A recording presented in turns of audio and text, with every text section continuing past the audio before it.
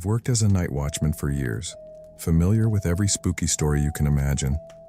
Nothing scares me. I've been in all sorts of places. Graveyards, mansions, abandoned warehouses, you name it. But there's only one place that truly terrified me. A funeral home.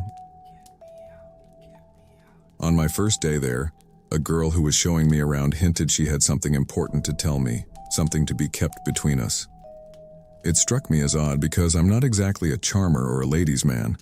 I was worried she might suggest something shady, so I cautiously approached her as she was packing up to leave. "So what did you want to tell me?" I asked. She took me aside and shared something bizarre. "Don't tell anyone, but when I started here 2 years ago, I was given a warning I now pass to you. It's not from the owners, but from fellow workers. They say never to go near the public bathroom after midnight. I don't know if it's true. I've never tested it because I respect the rule. Every night shift worker here knows it. No matter what you hear, do not enter that bathroom and you'll be fine. But if you do, it won't be a good night for you." I've heard all sorts of stories, nothing fazes me, so I brushed it off thinking it was just a tale to scare the new guy. "It's one of those stories to make fun of me later. I don't believe in that stuff," I told her. She insisted she was just passing along the message as it was given to her, leaving it up to me to believe it or not. I should have listened, but I didn't. Around 1 a.m., I was patrolling the ground floor near that bathroom and heard the sound of a faucet turning off and a door opening. Only 2 of us were in the building, me and a guy monitoring security cameras, who I had seen in the camera room just 5 minutes earlier. It didn't make sense for him to be in that bathroom, especially since there was one closer to the camera room. But facing challenges head-on is my job, so I went to check. I saw shoes in the bottom of suit pants under a stall door. I coughed, expecting a response, but got none.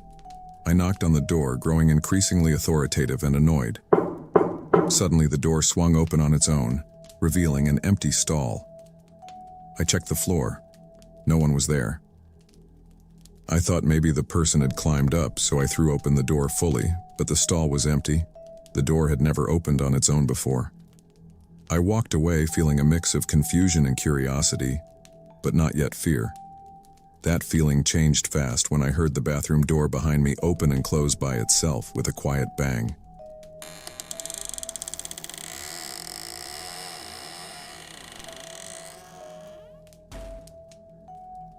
I quickly turned around, thinking I'd see someone, but the hallway was empty. Nobody was there. Still, I felt like I wasn't alone. It seemed like someone was very close to me, breathing on my neck. This spooky feeling stayed with me, sticking to me like a shadow as I walked through the not-so-bright halls of the funeral home. No matter where I went, it felt like I was carrying something you couldn't see, something that kept following me quietly. When I tried to take a little break, it was as if I could hear someone breathing right next to my ear, very softly. It sounded like sadness and made the night scarier, making me feel a fear I just couldn't get rid of. The next morning, I left my keys and uniform and never returned to that cursed place. I've worked many jobs, but nothing like this had ever happened to me.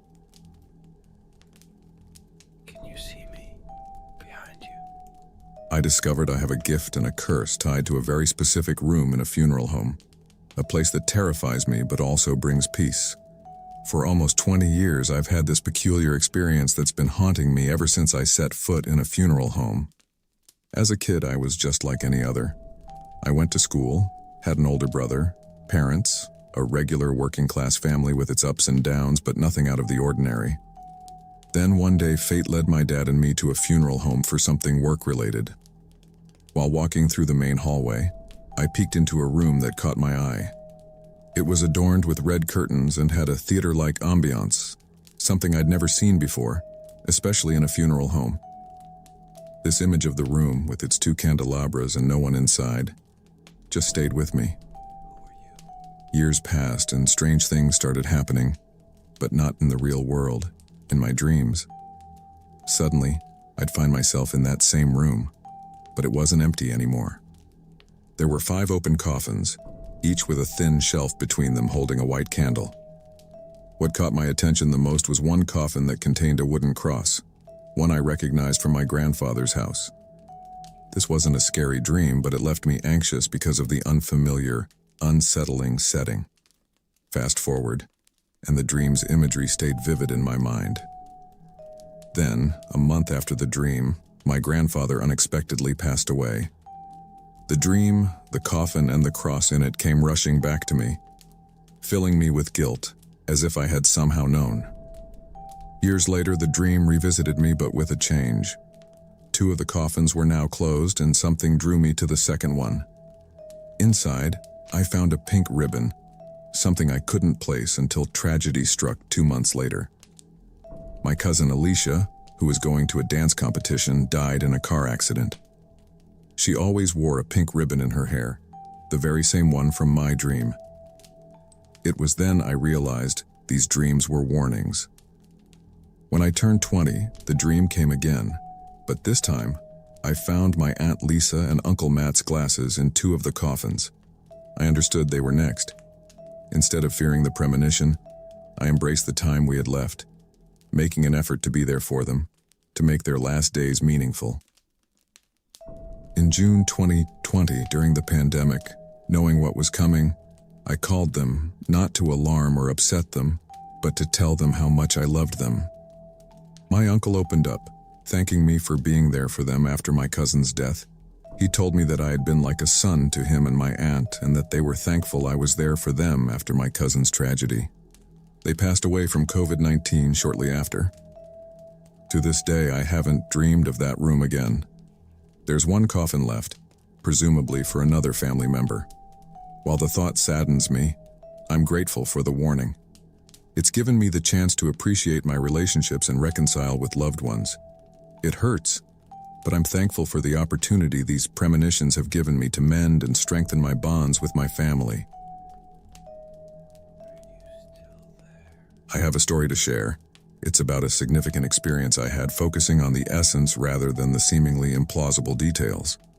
While studying, I juggled various jobs, prioritizing free time over salary, which led me to work for a friend of my dad's who managed one of the oldest, most prestigious funeral homes in the city.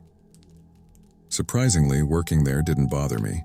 I endeavored to lighten the heavy burden for people during such tough times, being as helpful as possible to ensure they had no concerns beyond mourning their loved one and beginning to heal. I naturally sought the right moments to approach people, and I did well, thanks to my sensitivity. My boss appreciated this quality, though it made it hard for me to fit in with my colleagues, who were encouraged to emulate my approach. This isolation pushed me to focus entirely on my job, spending nights at the funeral home to assist those in need. One night, when my boss was absent, I managed a small service for an infant, attended only by the immediate family and a few close friends. As the night progressed, they left, informing me they'd return in the morning. Accustomed to families staying overnight, I respected their different customs. With the room now empty, I checked the other rooms to see if anyone needed assistance and noticed a service for a young girl that was winding down, leaving only a few people. A particular elderly lady caught my attention. Her way of mourning seemed desperate, almost as if she was struggling to breathe. Dressed elegantly, signifying wealth, her profound sorrow and solitary position at the back struck me. I contemplated how to offer support without intruding, considering bringing her water or calling someone for her. As I approached, I couldn't find Karen, the usual attendant, but saw a man near the casket giving me a look before turning back.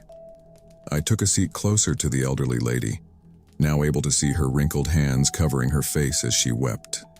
Despite her elegant attire, her grief was palpable.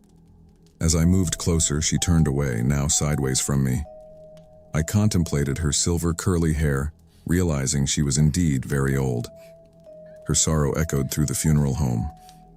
Karen called me for a break, suggesting we could use a half-hour rest, but I was concerned about the lady. Upon returning from our break, the elderly lady was gone. I assumed she had joined the family by the casket, relieved she wasn't alone anymore. Later, as we were about to leave the room, curiosity drew me back to the casket. I couldn't see the face from where I stood, but the silver curly hair and the elegant black blouse matched that of the elderly lady I had seen crying earlier. I didn't dare look at her face, fearing I had seen it before.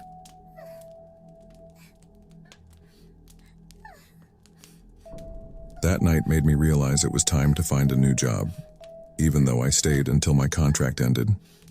The realization that the funeral home was a place of profound encounters, some beyond my understanding, stayed with me long after I left.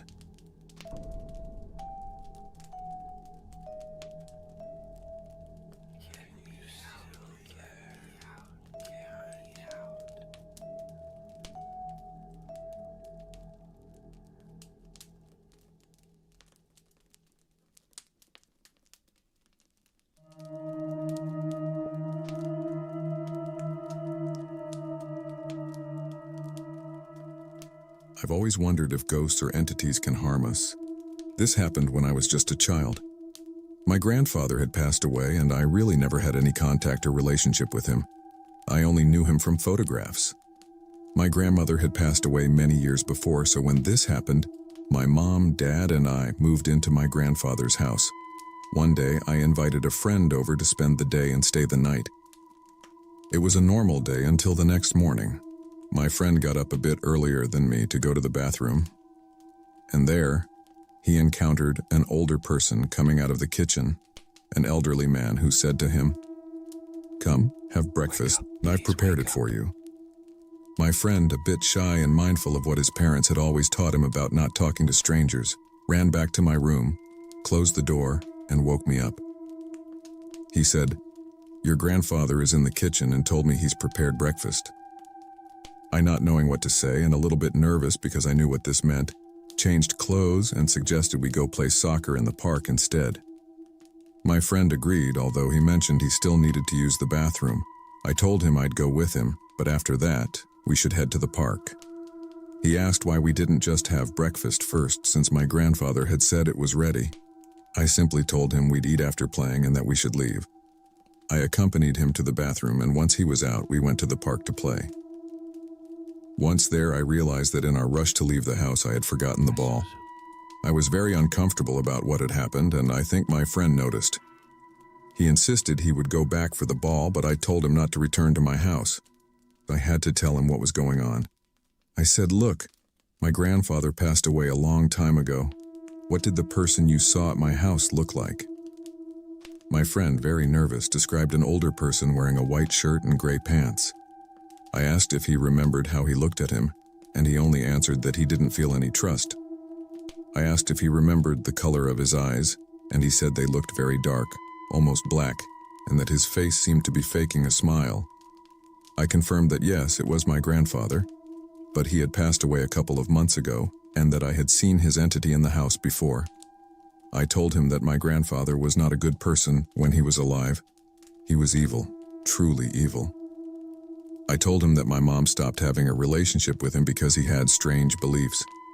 I remember the first thing my mom did when we moved into my grandfather's house was get rid of all the books and strange things he had in jars spread out in different rooms of the house. I also told him that since the day we moved in, that man has appeared to me 3 times, inviting me to play or have breakfast with him. When I say no, I notice how his expression changes. His eyes become darker and his face looks annoyed. On all these occasions, I've talked to my mom, and she always tells me, "Don't pay attention to him. No matter what he's saying, do not listen to him. Always tell me, and we'll see what we do." We believe he wants to harm us because he always used to tell my mom, "My grandchildren are mine. They are for me. Always remember that." Sometimes I've heard my mom tell my dad, without them realizing I was listening, that she believes my grandfather is offering us up to something demonic, that he wants to do something to us, because this man was evil in life, a very bad person. I asked my friend to please stay with me a bit longer while my mom came back home. As we returned, we stayed chatting on the sidewalk, and my friend looked towards the house, turned pale, and said, "He's watching us," from the house window. I just told him, "Don't look at him. Act as if you don't see him." And he said, "But there's someone." I just replied, Don't let him fool you. He is not a person anymore.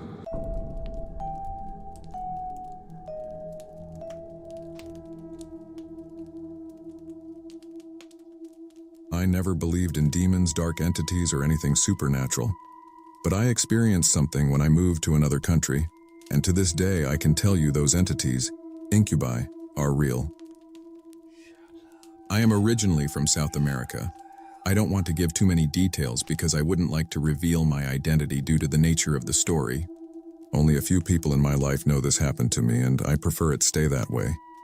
I know I can't give many explicit details about what happened to me, but due to the nature of these entities, I think it won't be necessary to do so.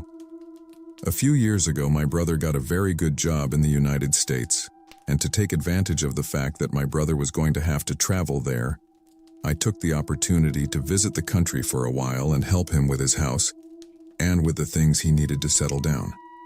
My brother and I get along very well, and he was going to take advantage of my presence there to help him with those kinds of things, and I was going to take the opportunity to spend some time visiting the country. Once he rented his house, we didn't have money to buy beds, but we did have enough money to buy pillows and sheets to make a kind of bed on the floor that turned out to be very comfortable. We placed this bedding in the living room area, which later became the TV area, but that's how we initially laid down. We made 2 beds on the floor, lying down next to each other but with some space between us. One night as we were lying down, I felt like something lay behind me. I felt uncomfortable and said, "Stephen, move over, you're too close and you're not letting me sleep." And I threw an elbow. But when I moved my arm to throw the elbow, I didn't hit anything. My elbow went directly to hit the floor. It was very strange. I perfectly felt as if someone had lain down behind me and stuck to my body. When I turned around, I saw that my brother was a bit startled by my shout and the blow I had given with my elbow against the floor, but he didn't understand anything. He asked if I had had a nightmare or what was happening to me. I asked if he had snuggled up to me when he was lying down, and he answered no. It seemed like he had no idea what I was talking about. He mentioned that he was already asleep and I had woken him up. So I simply deduced that I must have been having a nightmare. The same thing happened the next night and the night after that. The same thing again. Then, on the 4th night, I decided to change the position in which I slept. I normally slept on my left shoulder, so I decided to sleep on my right shoulder. I thought it was my imagination, and somehow, every time my brother moved and was behind me, for some reason, I felt like someone was snuggling up behind me. So, after rationalizing it that way, I decided to change my sleeping position. To my surprise, this did not improve my situation, it rather worsened it. Just as I was about to fall asleep, I felt someone lay down behind me, stick to me, and start pressing on my abdomen as if it was spooning me with a lascivious intention. I noticed a not so subtle intention. I was terrified, and when I opened my eyes, I saw that my brother was in front of me, and all I could do was scream. And when I screamed, whatever was behind me disappeared. My brother, already upset because I hadn't let him sleep well for a few nights, asked me, "What is wrong with you? Why are you screaming?" I asked him if he hadn't seen that something was lying behind me. I told him it was touching me. He just told me to calm down and that he didn't understand if it was because of the stress or what was it that was happening to me, but that I was no longer letting him sleep at night and this was affecting his work.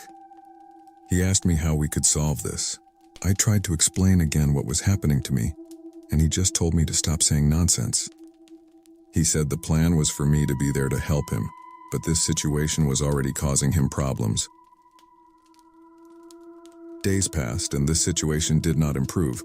Rather, it got worse, so much so that I couldn't even last one more week before deciding to return to my country.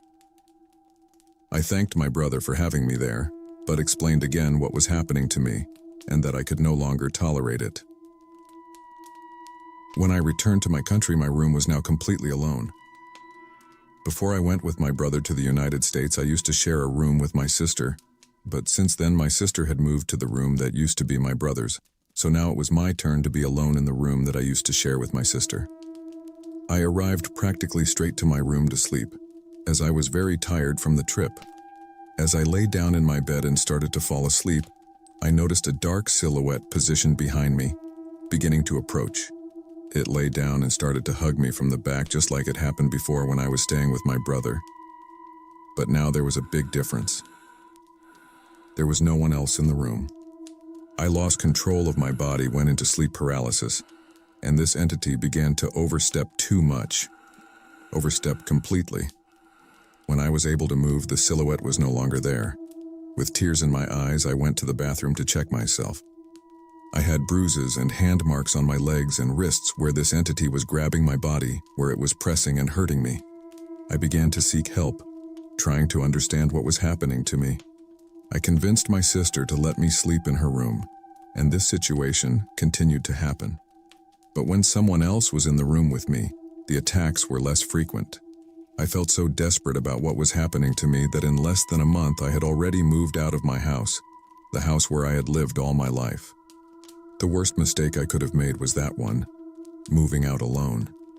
The attacks weren't as strong when there was someone else with me in the room, and in this new house, I was completely isolated. After a while, resigned to my situation, thinking it would never improve and was something I had to live with. But one day, as I was walking down the street, a person approached me and said, "You need me. You need my help. I can see it in you. You need my help."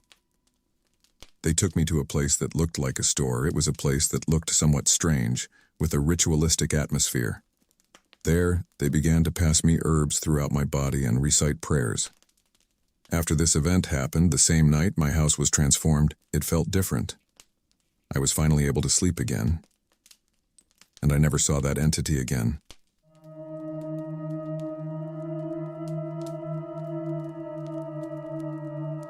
Help me, please. Help me.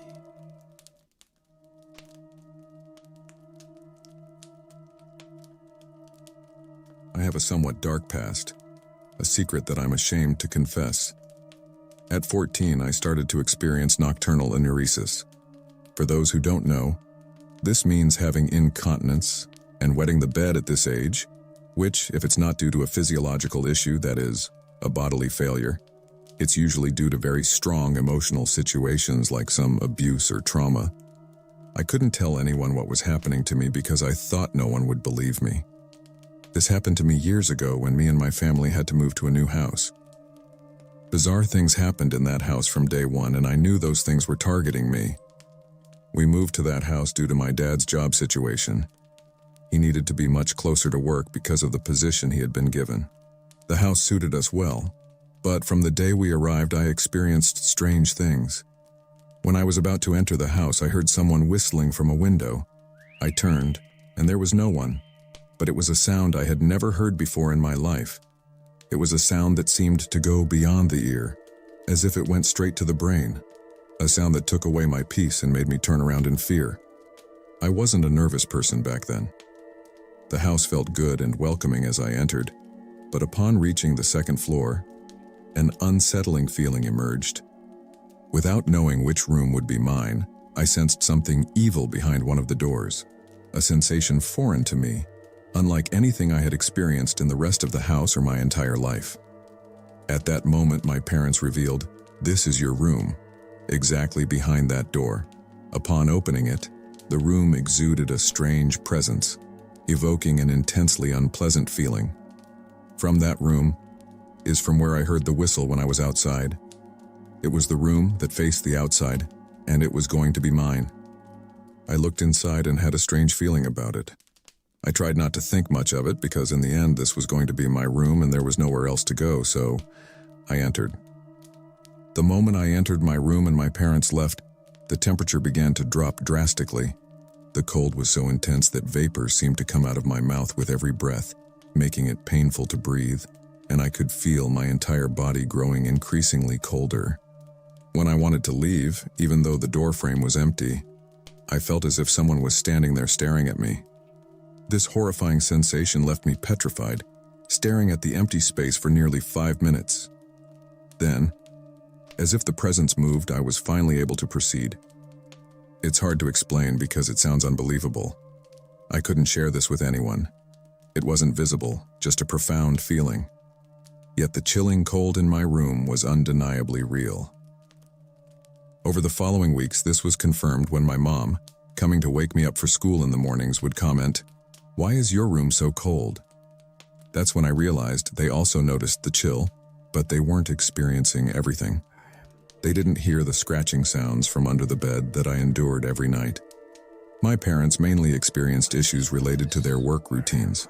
For instance, the alarm clock failed to ring when they needed to wake up, or sometimes it would unexpectedly go off in the wee hours, not in the morning as intended.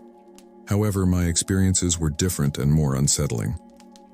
I heard voices emanating from my closet and could hear someone entering the bathroom in my room, engaging in conversations, but with such an unpleasant voice that made me very scared. On several occasions, I had to be alone in that house, and these things would start happening, and that's when the Nocturnal Uresis began. In that house, when I was alone, I began to notice shadows ascending to the second floor, chillingly identical to the silhouettes of my mom and dad.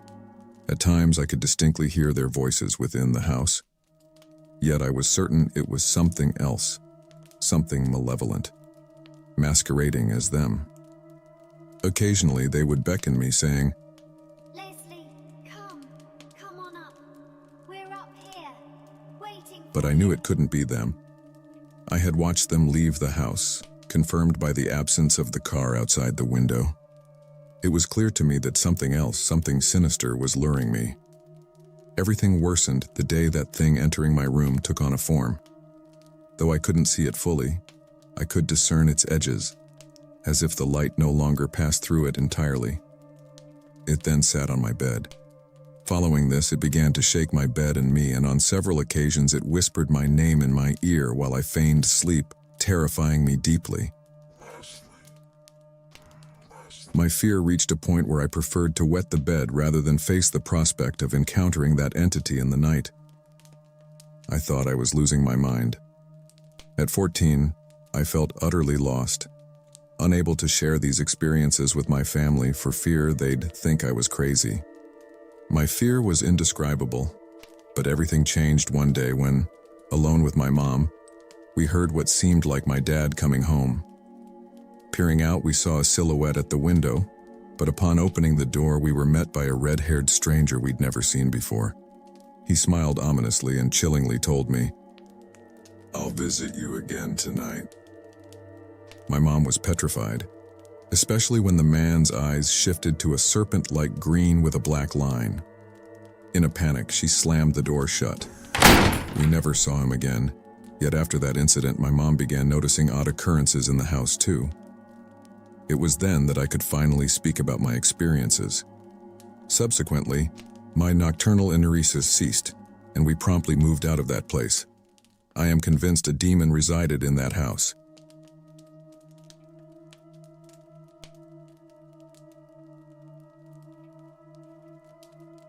I made the worst mistake of my life by mocking a witch.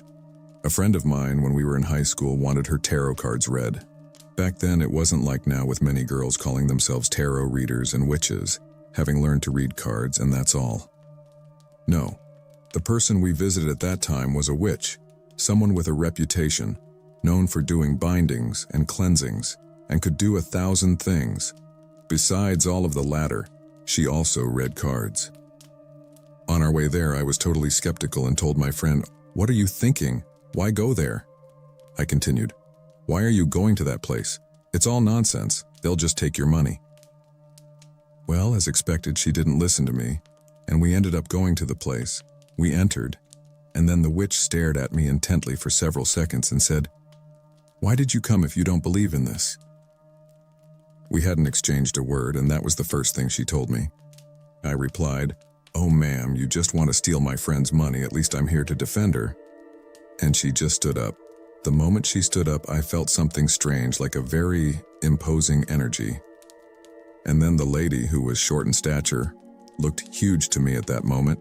She came up to me, put her hand forward, and I, as a reaction without thinking, gave her mine. It was the worst mistake of my life. She grabbed me and said, "Today you will believe, today you will be visited," and she let go of me. I left the room and my friend stayed with her. My my friend came out very happy, and I was all traumatized. What did this lady do? Why did she touch me? Why did I allow that? I also didn't want to suggest myself, but something inside me felt different. That night I came home and experienced the most terrifying event of my entire life. I went to my room, haunted by the image of that lady. I couldn't shake off her haunting look or the memory of the dark place lit only by candles, which to me felt like a stage set designed to unsettle visitors. Despite trying to dismiss her words, fear lingered. As my parents went to sleep, my fear escalated to the point where I did something I hadn't done in years. I opened my bedroom door and left it open. It was a small act to ensure that no matter what happened, I wouldn't feel trapped. I opened the windows, turned on the TV, put it on low volume, and then I started to hear outside my room a horrendous, gasping breathing, like a sick person, as if someone who was struggling a lot to breathe. Then I get scared, not because of what the witch said. I'm thinking about my parents. I think, what is happening to them? I get up, run out, and since I don't hear any conversation coming from my parents' room, but I can still hear that breathing, I think, maybe it's me. I'm imagining things. Then, without making much noise, I open the door and the breathing sound stops instantly. I thought, it has to be them. Maybe they're having some respiratory problem. And then behind me, on my neck, the breathing returned. I turned around quickly as a reflex. There was nothing, and then I saw my room door loudly slam shut. Needless to say, that day I slept outside my parents' room lying on the floor, and promised to myself, never, ever again will I approach those people. Never again will I mock a witch. I am the third child of a marriage that lived very happily. Our family got along very well, and my siblings and I had a very beautiful relationship. We went through a heartbreaking situation. My older brother had an accident. He left the house in his car, driving very quickly, and you can imagine what happened. That day, he passed to another plane. My mom was so shocked and affected that she didn't know how to handle the situation. She started, through prayers, to ask for my brother to be returned to her in some way, even though it was something impossible. My brother was buried, and weeks had passed since that situation. My mom, in her prayers, expressed it verbally as if she wanted everyone to hear her. My dad had already tried to intervene, but my mom wouldn't listen. She was so absorbed in her grief that she didn't understand that what she was saying no longer made sense. She was almost within the madness. We tried to intervene in different ways, taking her to psychologists and thanatologists, but my mom seemed very lost. One day, a neighbor who was listening to her told her that she knew a lady who, although she couldn't physically bring my brother back, might be able to make him return. "If you want, I can take you," she said. "It could be expensive, and I'm not talking about money, so you decide." My mother told her I would give anything for my son to be here again. No one knows exactly what happened because this story is told by me, the youngest daughter of the family, not my mom. But from that day on, we began to see the presence of a ghost child in the house. Footsteps, giggles, toys moving around.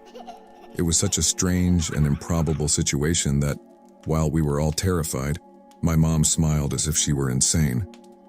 We knew she was lost. If only you had any idea of how much we suffered. On some occasions, the door would open and we heard footsteps entering the room. We would all crouch and back away, and my mom would extend her arms and say, "Come, my child, come with Mama." Those were scenes that I didn't want to experience and hope no one else ever has to. It's horrible, it's frightening, it's sad, it's madness. The most terrifying thing that happened in that house, and that I hope never to see again, was one day when my mom was standing. She was in a kind of nightgown and was backlit, so it was slightly translucent. And between her legs you could see a child walking in front of her, and you could see his hand start to go through the skirt. When I saw that, it was so horrifying to see and realize that there really was a child there. At that moment, not knowing that my mom had attempted to bring my brother back, I went and asked a priest who told me, "Be careful because there are no ghost children. Whatever is in your house is something else." The priest came and blessed the house, after which things stopped happening there. But after that, my parents separated, our whole family was destroyed, and no one could talk to my mom. Mom ended up living with her sisters in the end, going back and forth from the psychiatric center to her sister's house again and again. It was a disaster, something I don't want anyone to live through. And it wasn't until many years later, when my mom was already an older adult, that she confessed to us what she had done. And also, one of my aunts, my mom's sister, told us. I knew it. The day she went there, she called me and told me what she was going to do. I tried to dissuade her, but as you all started to tell us what was already happening in your house, I realized that she had already done it and it was already too late.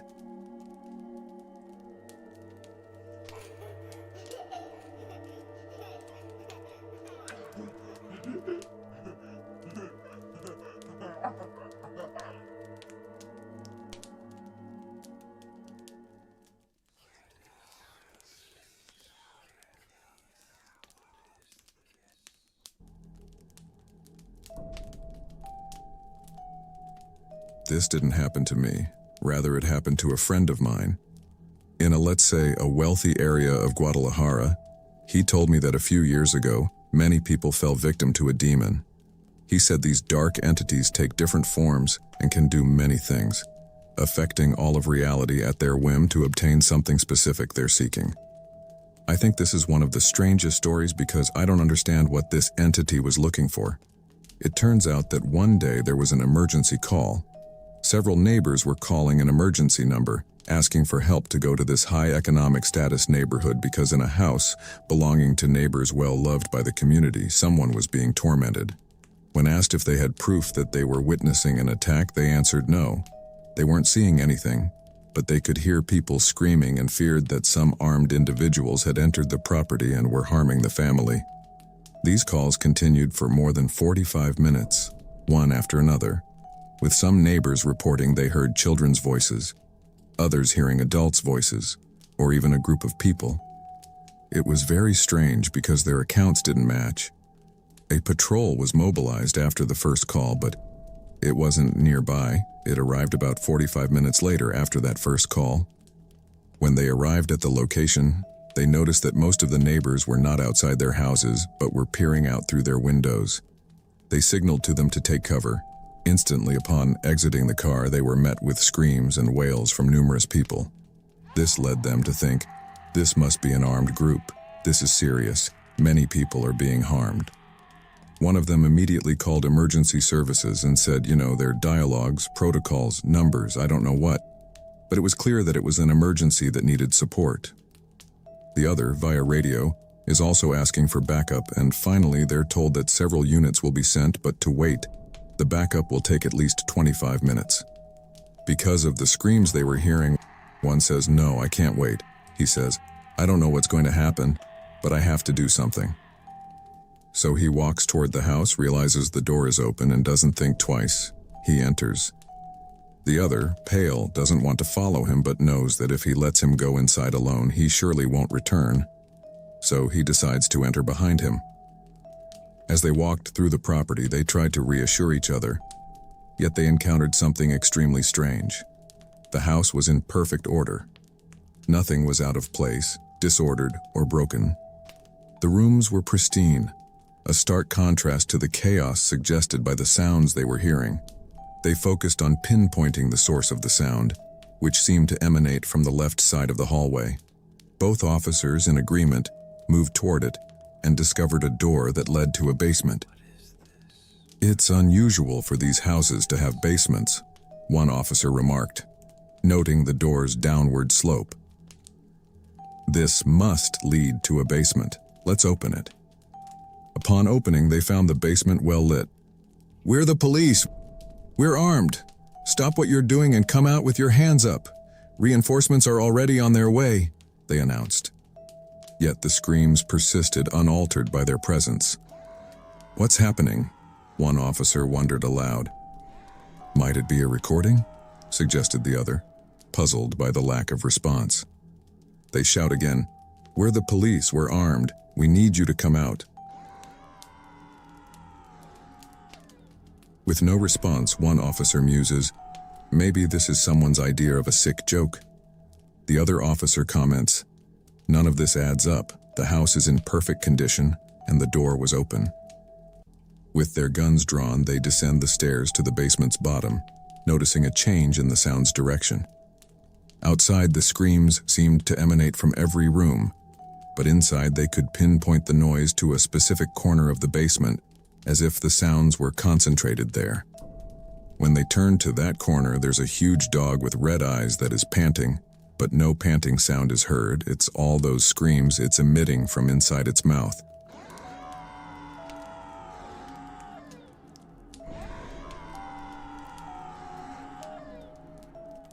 They see that, and then one says, "What the fuck?" And when he says that, he points the gun at the dog. The dog stands on two legs, and the dog's eyes change as if it knows what's happening. He fires 2 shots at once, and with the shots,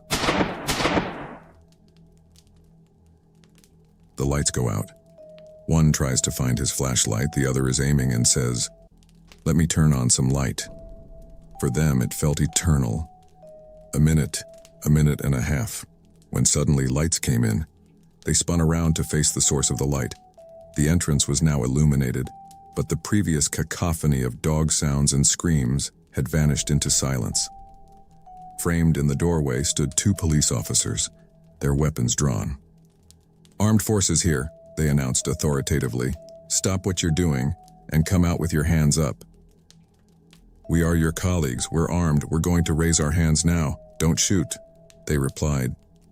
Illuminating the scene with their powerful flashlights, they saw the 2 officers and commanded, "Drop the weapons, we need to identify you." The officers complied perfectly, dropping their guns and adhering to the protocol.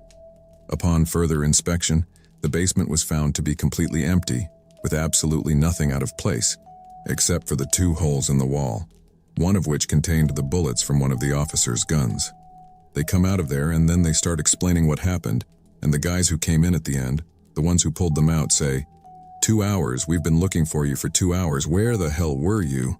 And they replied, "What? No, that's impossible, it's been only 5 minutes since we arrived and went into the basement." The other officer informed them that they had been looking for them for almost 2 hours, having waited outside the house for approximately 30 minutes before entering. Inside, they had been wandering for more than an hour without any clue of their presence until they came across the door. They had no idea what happened during that time. To them, it felt like only 5 minutes. There was a loss of consciousness, and the specifics of the event remain unknown. I'm also at a loss about what the entity was searching for in that house, or why it was making those sounds. The family, who was on vacation, had no clue about the events unfolding in their home. One of those police officers was my friend. He is the one who told me this story. Tragically, he fell ill within a week of the incident and passed away in less than 2 weeks. I'm convinced that what he encountered inside was the cause of his illness.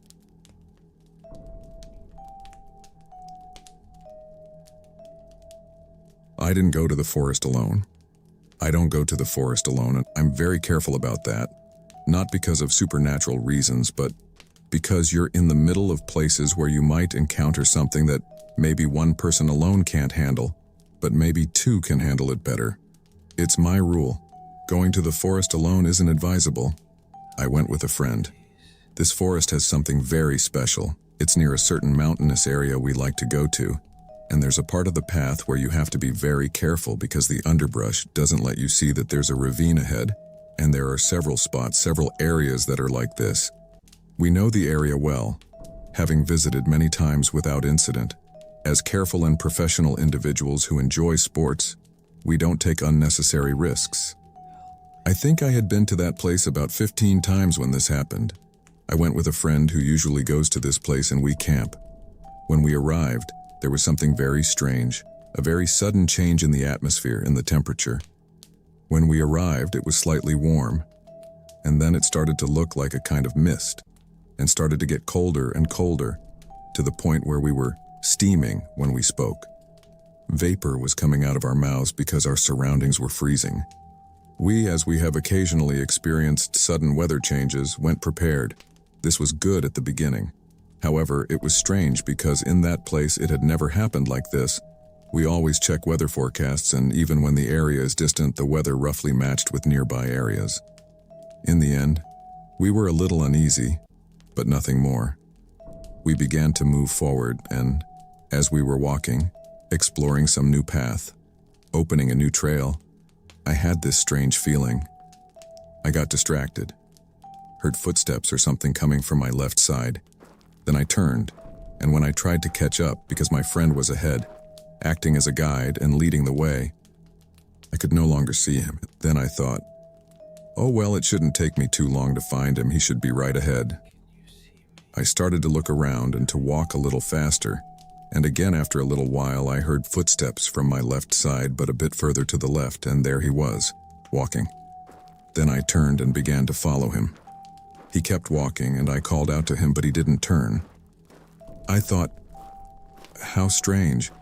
Maybe he's as distracted as I was a moment ago. How odd that he doesn't turn. I called out to him loudly again, but nothing. I called out loudly once more, and still nothing. Thinking he might have some problem and need me, I started to move a bit faster. Suddenly, 2 hands grabbed me by the shoulders and yanked me backwards. I panicked, let out a scream, fell to the ground and saw my friend above me looking at me and saying, "What are you doing, stupid?" I said, "What happened? I was following you. Where did you come from?" He says, "Look where you were going," and there was one of the cliffs of these ravines less than half a meter away. I don't know what I was seeing, but what I was looking at took the form of my friend and wanted me to go that way. I said, "We can't stay here. I have no idea what happened. I don't know why I kept seeing a path when it's evident that there's nothing there." I felt drowsy, like in a dream state. My friend tells me, "I was shouting and shouting and shouting and shouting at you." He says, "If you hadn't shouted my name before, I think you wouldn't have been stopped." That's when I understood the seriousness of the situation. We couldn't stay in that place any longer, without having any idea what had caused such a convincing illusion. It was clear that what I had seen took the form of my friend intending to lead me towards the ravine. We quickly moved away from that area, with a newfound respect and caution for the inscrutable mysteries of the forest. That experience taught us the importance of never underestimating the unknown and always being prepared for the unexpected. Although we continue to explore and enjoy nature, we never forget that lesson and always remember to look twice before following any figure in the forest, especially if it seems to lead you toward danger.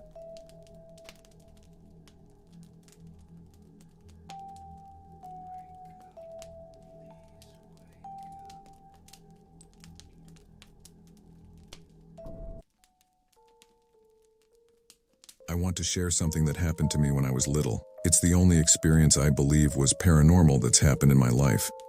I've only told my family and some friends about it. This happened when I was about 9 years old. We were involved in a severe car accident on a highway. We had gone out with my uncle, my brothers and me for a day trip and were on our way back when it all happened. I was asleep in the backseat of the van when, apparently my uncle dozed off and we veered off the road. He managed to get back on the road but crashed into a passenger bus. When I woke up, I was in a lot of pain and a paramedic was already attending to me. I was outside the van and couldn't understand how I got there. I saw many injured people and some had died in the accident. They started asking me questions, but I was very confused and kept losing consciousness. I didn't have any ID with me and couldn't even remember who I was with at the moment of the accident. For some reason, I kept asking where my dad was even though he hadn't come with us that day.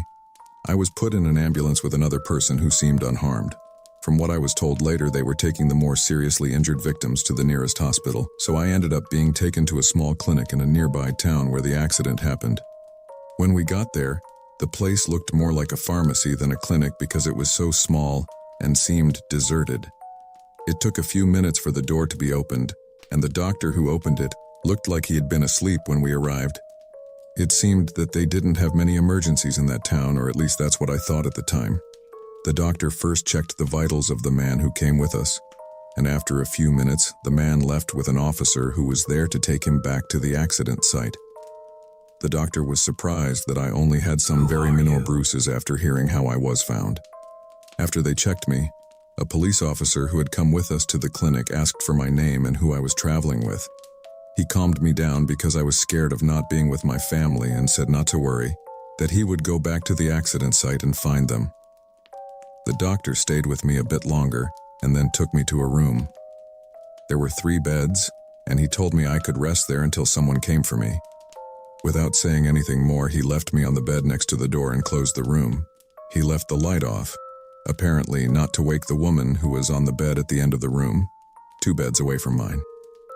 I tried to sleep, but was very scared for my family and couldn't stop thinking the worst. Suddenly, my attention shifted when I noticed the woman in the room started to sob. With the dim light coming from the window in the hallway, I could see her lying on her side in a fetal position, wearing a blue hospital gown. There was silence for a few minutes, and I started to fall asleep when I began to hear a conversation in the hallway. For some reason, the lady started to cry louder, almost as if she wanted to be heard. The people outside the room went silent, but the woman kept crying. I decided to turn towards the wall, but I started to worry about the woman. I turned to look at her and saw that she was now sitting on her bed. It was dark, but I could clearly see her silhouette. She turned to look at me, and for some reason I preferred to close my eyes, perhaps embarrassed that she would see me watching her cry. Pretending to be asleep, she stood up, and I heard her bare feet walk quickly to the bed next to mine. In fact, it creaked a bit when she climbed up and lay down there. I could hear her breathing very close to me, and she started to cry again. It sounded very close.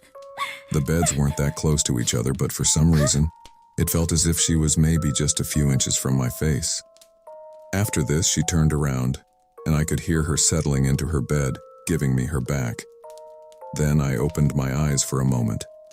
There she was, with her back to me on the adjacent bed. I could only see her wavy black hair and her blue gown. A few seconds later, she began to cry very loudly and moaned a lot as if in pain. I asked if she was okay, but she didn't answer. Suddenly, 2 people were talking outside again. I got up and went to the hallway to ask for help, thinking they might be doctors, but when I went out, they were gone. I walked a bit and reached the reception. It was completely empty, closed. I went back and headed to the end of the hallway. There was a wooden door ajar. Snoring was coming from inside. I opened it and turned on the light. The doctor was sleeping on a couch and stopped snoring as the room lit up. He turned to me and asked if I was okay. "The lady, she won't stop crying," I said. "She seems to be in a lot of pain." He got up, removed the blanket he was covered with, and accompanied me back to the room. When we got there, he turned on the light and there was nobody. He just said, "I'll sleep here. We'll sleep with the light on, okay?" That's all he said, and in my innocence, I didn't understand what was happening. I lay down on the bed facing the wall and he lay down on the adjacent one.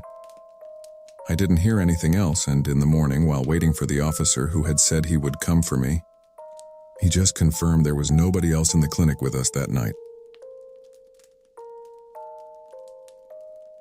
My uncle was bruised, but okay. One of my brothers got hurt the worst. He broke a leg, but nothing serious. It took me months to tell them what happened to me that night in that place. A patient came into the ER in bad shape, barely breathing, yet still lucid, but only for a short time. He was young, no more than 20 years old, and had very advanced terminal testicular cancer. Surprisingly, he grabbed my arm with his bony hands with unusual firmness. His nails were long and sharp, hurting me, but I tried to hide the pain his fingers caused. "You're going to get better," I said to him. "I don't want to die, doctor. I'm scared," he replied desperately. I called the therapist and introduced the patient, who was getting worse by the minute. "What's his prognosis? What can we do?" I asked. "There's nothing to be done. He's dying," they responded. It was then I realized the patient still had a tight grip on my forearm, as if he were mummified. "Don't go, doctor," he pleaded. "I'm not going anywhere," I responded. The patient continued to look at me. his eyes dimming as his breathing slowed down and then suddenly stopped. However, his hand remained clamped on my forearm and his nails dug into my skin. With the help of a nurse, I managed to free myself. I saw the marks from his nails on my skin, red and almost bleeding. After completing the death paperwork, I went to rest for a bit. Suddenly, I woke up feeling a hand firmly clenching my forearm, scratching it. It was dark and I couldn't see anything, but the pressure was real and painful. Instinctively, I grabbed my phone and tried to light up the area with the screen. The pressure vanished suddenly. There was no one near me, but the marks were there, fresh, recent, almost bleeding. A man who looked like a beggar timidly knocked on the ER door. The nurse attended to him, registered him, and led him into the consultation room. He was having trouble breathing, coughing, and had a fever. The examination didn't tell me much, so I ordered an X-ray. The radiology technician asked him to stand over the X-ray table and took the X-ray. She went into the dark room to develop it and felt cold and scared, as if someone was breathing on her neck. The breathing felt very strong. She quickly left the dark room and found the patient was gone. It was impossible for him to hide anywhere. The door was locked from the inside. The patient had literally vanished. Feeling even more scared, she ran back to the ER. We called the police just in case, and searched everywhere but found nothing. We were left wondering what had happened. We noted the incident in the logbook at 3:15 a.m. Early in the morning, the security manager arrived and heard what had happened. "Let's check the cameras," he suggested. We all watched the recordings attentively until the estimated time came. The nurse is seen opening the door, but no one enters. I appear in the hallway talking to no one, gesturing alone. At no point does another person appear. The technician is seen opening the X-ray room door and talking, but there's no one there. We were silent. We didn't say anything. We didn't want to seem crazy, yet we all saw and interacted with the ghost patient. The cameras didn't record him, only our eyes or our imagination did. My grandma, may she rest in peace, had many health complications and illnesses during her last years of life. I remember I was one of the few grandchildren old enough to visit her in her hospital bed, even if just for a little while. Once, something very strange happened that my dad and my aunts chalked up to the delirium caused by her illness, but I'm not so sure. When she was alone in the hospital room, which had 2 other beds, she would call the nurse, telling her that a lady was floating around the room, positioning herself right above her, looking down from the ceiling. The nurse didn't pay much attention to it, though she did mention it to us when we came to visit, perhaps to prepare us for any hallucinations and nonsensical words she might say. When we entered, there was already an older lady in the bed next to hers, with a family member and a nurse present. As I mentioned, the others didn't pay much attention to what the nurse previously said, but I did ask her about the events that happened to her, even though I was advised not to. I took the chance to ask her when one of my aunts left the room to let someone else in.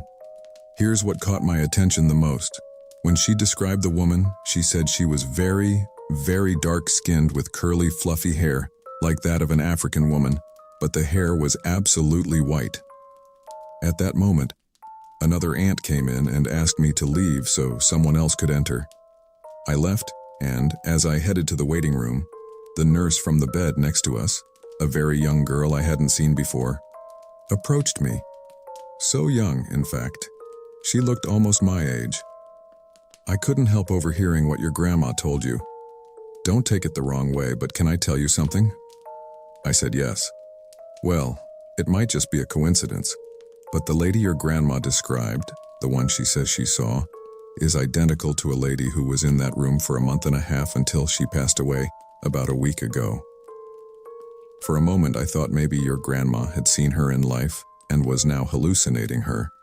But I just confirmed here in the record that the lady died several days before your grandma arrived. I was speechless, didn't know how to respond, and I think the nurse realized she might have shared details she shouldn't have. "Well," she said, "I just wanted to share that with you so you don't think your grandma is going crazy or anything. We see a lot of things like this in the hospital, and it's good that you believe her." My grandma lived several more years and never again mentioned seeing anything strange or having hallucinations. She was always sure that what she had seen in that room was real.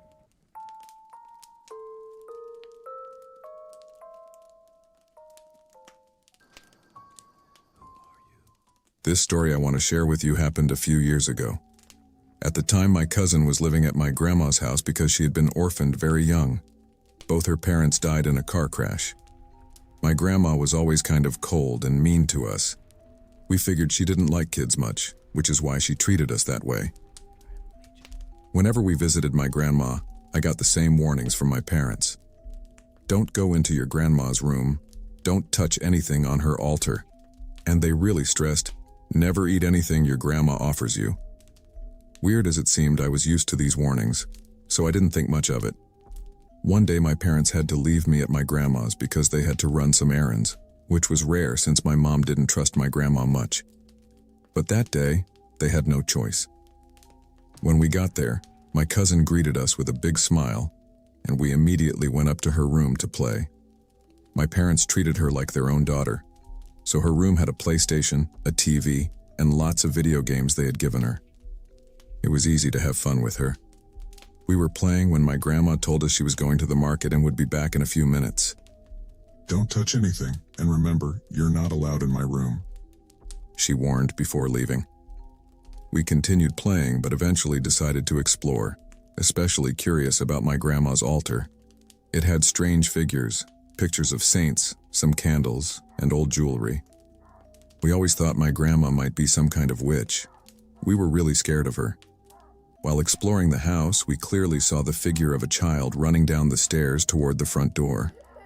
The strangest part was that we both saw it at the same time, and we were both speechless, just staring at each other.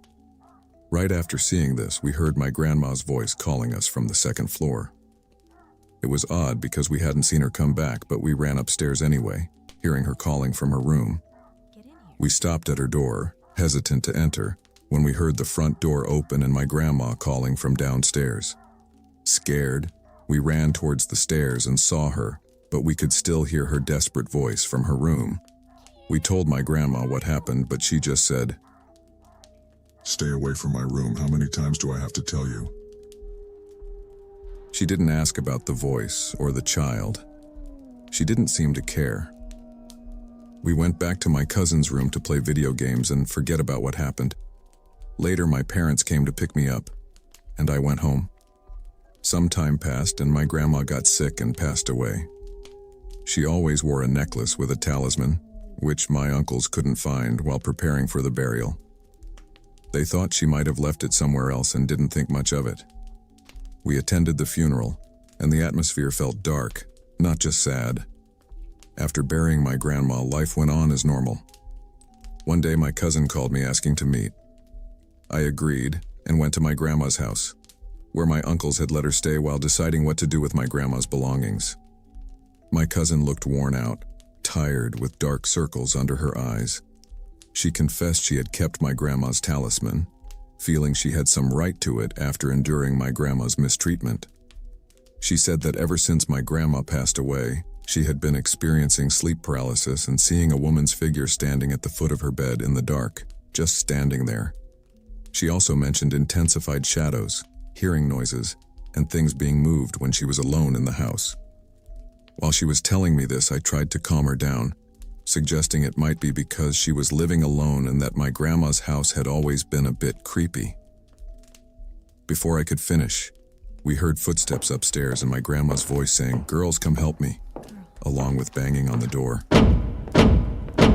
Without thinking, we ran out of there. I swear as we left, I saw my grandma's silhouette in the window watching us. We went to my parents' house, where I was still living, and told my mom what happened. My mom, being my grandma's daughter, said, "You silly girls, you don't know what your grandma was into." She took the talisman from my cousin, asked us to get in the car, and drove back to my grandma's house. She went into the house alone to return it, grabbed some things for my cousin, and we quickly left. In the end, my cousin stayed with us for a while, and we never had to go back to my grandma's house again. I'm not sure what kind of rituals or things my grandma was involved in, but I'm certain it was nothing good. My mom avoids the topic whenever I ask her about it, but I hope she'll tell me what she knows someday. Thanks for reading my story. I'm someone who loves vintage things. For a long time, I've enjoyed visiting flea markets and garage sales to find items that are not just vintage in appearance, but are genuinely old and have a story. To me, it's magical to share a story with someone else through an object, knowing someone else once owned it. As a writer, I like to sit and observe these items, then start writing stories based on what comes to mind. I imagine who the last owner could have been, what they were like, their likes and dislikes, and so on. I imagine their life through these objects, which helps me write my books. One day I bought a wardrobe, and that's when I understood that demons exist. I found this wardrobe at a flea market and immediately thought, I want it. It was a strange feeling, as if my mind was trying to make me buy it. These invasive thoughts kept saying, it has to be mine. I couldn't understand why I felt this way about this particular item. It was a large flea market with many items, but I couldn't stop thinking about the wardrobe, even though it wasn't even pretty. Before leaving, I thought, a bit of paint here, a fix there, I know a great carpenter. It would look nice in my room. When I asked the flea market staff about the wardrobe, they said, oh, the one in the back? Take it. I asked, how much? And they replied, it's okay. Take it for free. Did you like it? Take it. I found it strange, but they insisted it had been there too long, and if I took it right away, it was mine for free. I called my brother to bring his truck. When he saw the wardrobe, he was like, really? It's pretty ugly. But I thought it just needed some work. I'd been criticized for my antique choices before, so this was nothing new. Once I acquired it, I sent it to the carpenter, and the result was beautiful. I decided to place it in my room. It was one of those small, old wardrobes, not even 20 inches wide. I began to doubt whether it was a good purchase, but by then it was too late. It was already home, and I was stuck with it. At least it would serve as inspiration for my stories, so I felt that was justification enough for me to keep it. Strange things began to happen. Every time I left and came back, the doors were open. I blamed it on nearby construction at first, but it was also happening at night. Lights would be on, and the wardrobe doors always open. Feeling uneasy, I asked the carpenter to add a lock to prevent the doors from opening on their own. Yet, it happened again. I came back to my room to find the lock dismantled on my table and the wardrobe doors open. This made me curious. I thought maybe the spirit of a previous owner was trying to send a message. But then when I started writing, thinking about the stories behind the wardrobe, I could only write about violent things. This wasn't my genre. My mind was filled with nightmarish images, strange entities. I tried relaxing and thinking of different things, but as soon as I focused on the wardrobe, it was all murderers, violent scenes, blood-filled rooms, horrific stuff. I decided to stop writing and hang out with friends. Returning home, the wardrobe doors were open again. I tried to write about other things, but focusing on the wardrobe brought back those dark thoughts.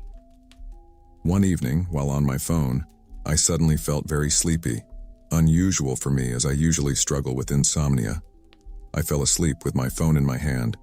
Waking up in the middle of the night, I felt an urgency. Turning on my phone's flashlight, I saw hands coming out of the wardrobe and slowly closing its doors, as if they noticed I was awake. After that, I couldn't sleep in my room.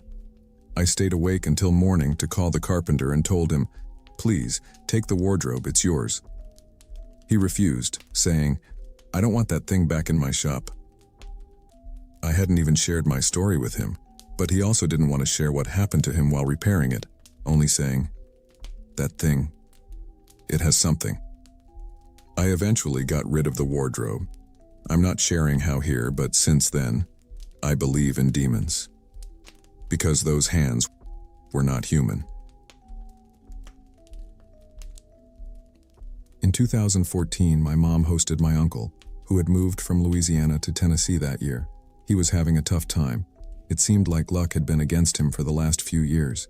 He'd lost his job, his wife left him and took the kids. It was a rough patch. My mom, being his younger sister, offered him a place to stay at our house until he could get back on his feet. Among my uncle's belongings was a small statue of a deity from Haitian culture. I don't even want to write its name after what happened. The statue was about 25 inches tall, adorned with odd items like coins, tied-up hair, and some smelly plant branches. It was a beautiful piece, with its cane and typical top hat. The moment I saw it, I was drawn to it. A few days later, I came home to find my uncle gone. He'd left without a word, and we never saw him again. But he hid that statue in our house, and I knew where. When I checked and saw it was still there, I foolishly decided to keep it. It was so pretty, and I thought nothing more of it.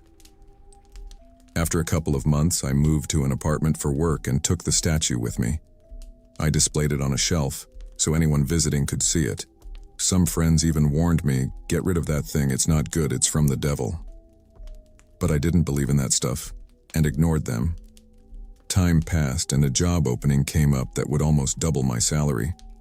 Excited, I applied but didn't hear back. Then one day at work, remembering how people asked the deity for favors, I said, "Please, help me get a call for the interview, just one opportunity, that's all I ask for." Nothing happened until the end of the day, when my manager called, saying the project leader wanted to interview me. As I walked to the interview, I thought about the statue and said to myself, "Thank you." After the interview, I got home and was thinking I should show gratitude. I kissed the statue's feet, believing that was thanks enough. I didn't think much of it at the time. That night, I woke up to a strong burnt smell and found myself paralyzed in bed as something violently shook my bed. I tried to pray to the Holy Father, but forgot the words, and my voice started to sound strange every time I attempted it. Terrified, I eventually covered myself with a sheet and fell back asleep. The next morning, I discovered the electrical socket by my bed had burnt out. Without a second thought, I threw the statue away. However, that same day, I received a call from a neighbor, only to find out that my apartment had been burglarized. Convinced it was related to the statue, I retrieved it from the trash, cleaned it, and brought it back inside. Not knowing what to do and understanding it wasn't wise to just throw it away, I did something I'm not proud of. At a coworker's party, I hid the statue in their house and quickly left, heading home. After that, my life normalized. I didn't get the job, but nothing weird happened at my place anymore. Unfortunately, my coworker's luck turned bad shortly after. He lost his job and his savings, and I never told him about the statue. Recently, I visited him, and seeing his condition made me feel guilty. Before leaving, I checked where I had hidden the statue. It was still there. I thought about removing it, but I honestly wanted nothing more to do with that statue, so I left it there. I know what I did was wrong. I've passed a curse on to my coworker because of that cursed statue still in his house. I hope he discovers it one day and finds a way to dispose of it. As of now, I'm not planning to tell him about it, as I do not want to reintroduce any spiritual problems into my life. Can you see me? Behind you. Who are you? My mom once shared a story from her youth. She said that one time, just being curious and thinking it would be a fun experience, she decided to play with a Ouija board with a group of friends. They asked some questions, but that was it, until the planchette started moving on its own without anyone touching it. Slowly, it spelled out, "I will follow you forever." Everyone panicked, and without knowing how to properly close the session, they just put the board away. A big mistake. Days after playing while watching TV with my grandma, my mom heard a noise from the kitchen. Ignoring it at first, she later decided to check it out before going to bed. In the kitchen, she encountered a dirty man with angry, large eyes who lunged at her, causing her to scream in terror. My grandma, who was behind her, only saw my mom fall backward and never saw the man. She tried to calm her, suggesting she might have imagined it. Things went back to normal for a while. On a trip to Laredo to buy merchandise to sell, during a bus stop, my mom went to the bathroom. Suddenly, everything around her darkened, and she heard the bathroom door lock from the outside. Terrified, she called for help, but people who were outside couldn't open the door. She felt dozens of rats running over her feet. She started screaming until she had no voice left. Minutes later, the light returned, the door opened, and everything was normal again, as if it had been a terrible nightmare. These strange incidents began happening more frequently, and the angry-eyed man kept bothering her, appearing unexpectedly. Where am I? Eventually, my mom started dating who would become my dad. Being interested in the mystical, he became a Freemason and helped her free herself from this entity through certain rituals. Sadly, my dad passed away in 2020. After his death, the paranormal events returned to my mom's life, showing that her protector was gone. Today, the entity still bothers her, appearing in dreams and sometimes manifesting materially. I'm following in my dad's footsteps, hoping to gain the knowledge needed to confront this dark entity and keep it away from our lives forever. Who are you? Who are you? This is the first time I'm writing to you because I wasn't sure if I should share this story. It didn't happen to me directly, but to my cousin. I don't want to give away too many details because I don't want people to figure out who I'm talking about. I hope you understand I want to keep my family's privacy safe. This happened when I was about 17 years old. At that time, I was really close to my cousin, who was a year younger than me. We got along great, almost like brothers. Being an only child, my parents always encouraged me to connect with family so I wouldn't feel lonely. My cousin and I became very close because of this. We often went to parties at our friends' houses.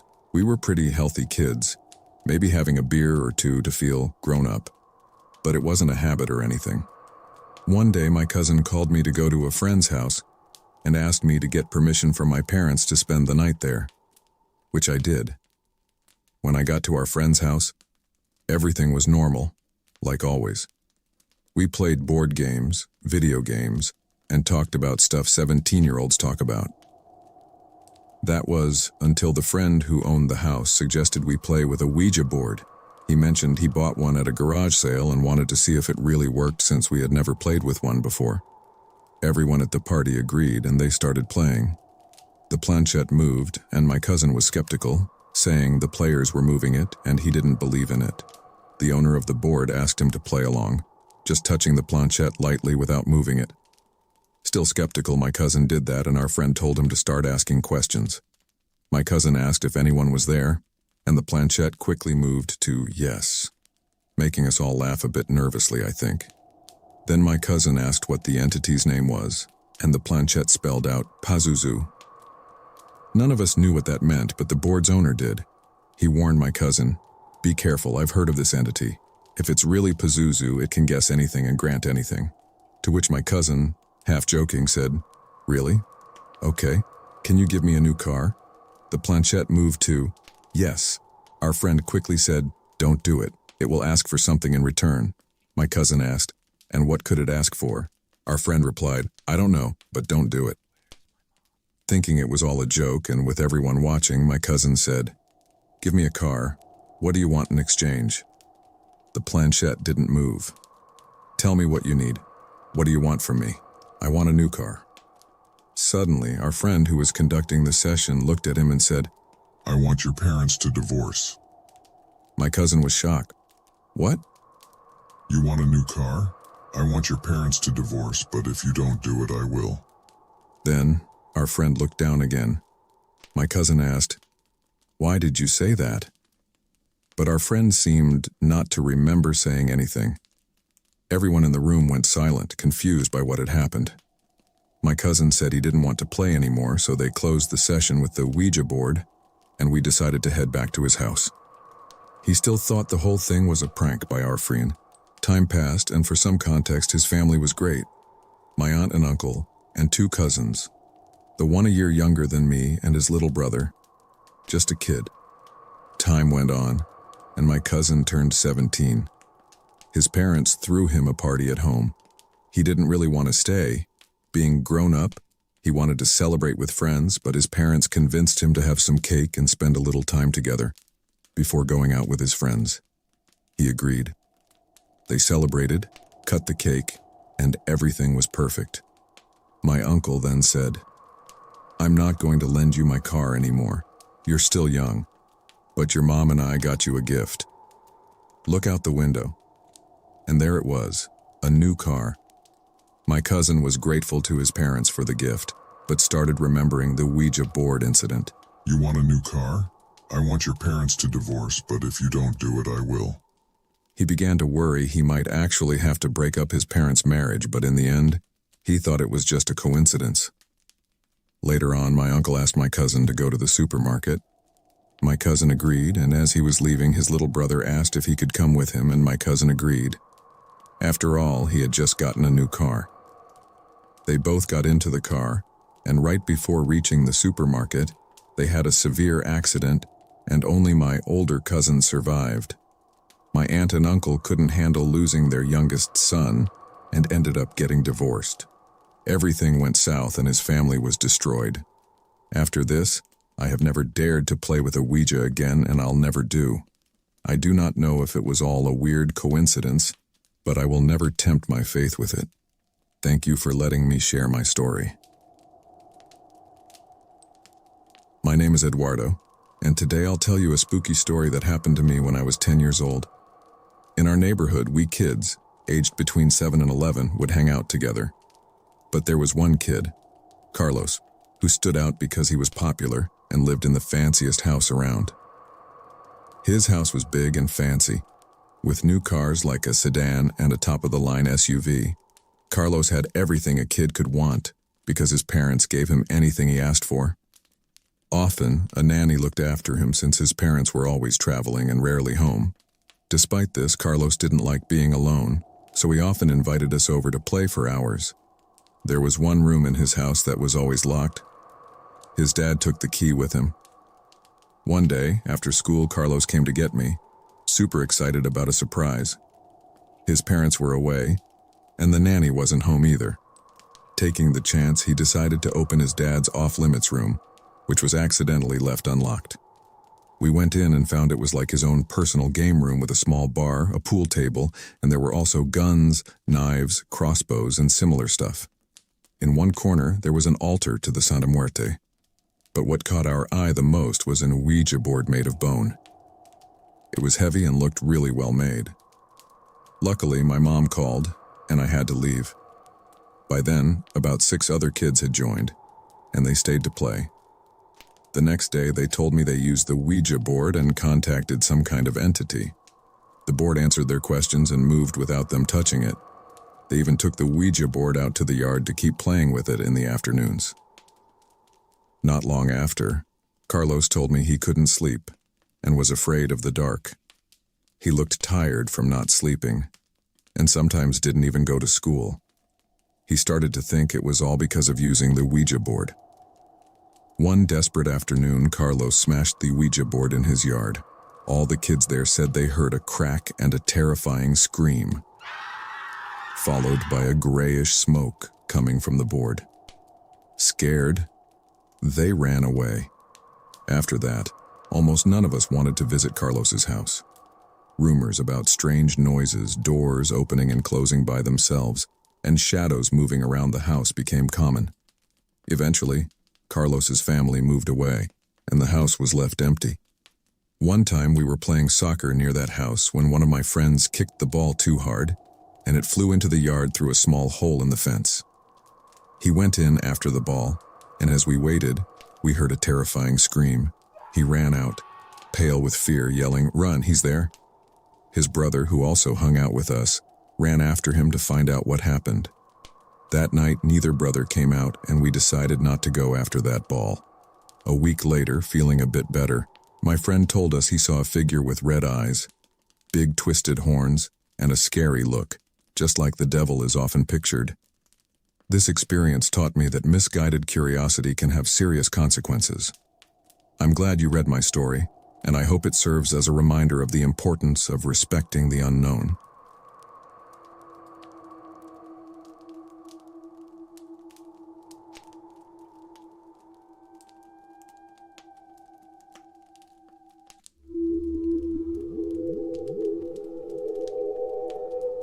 Good evening.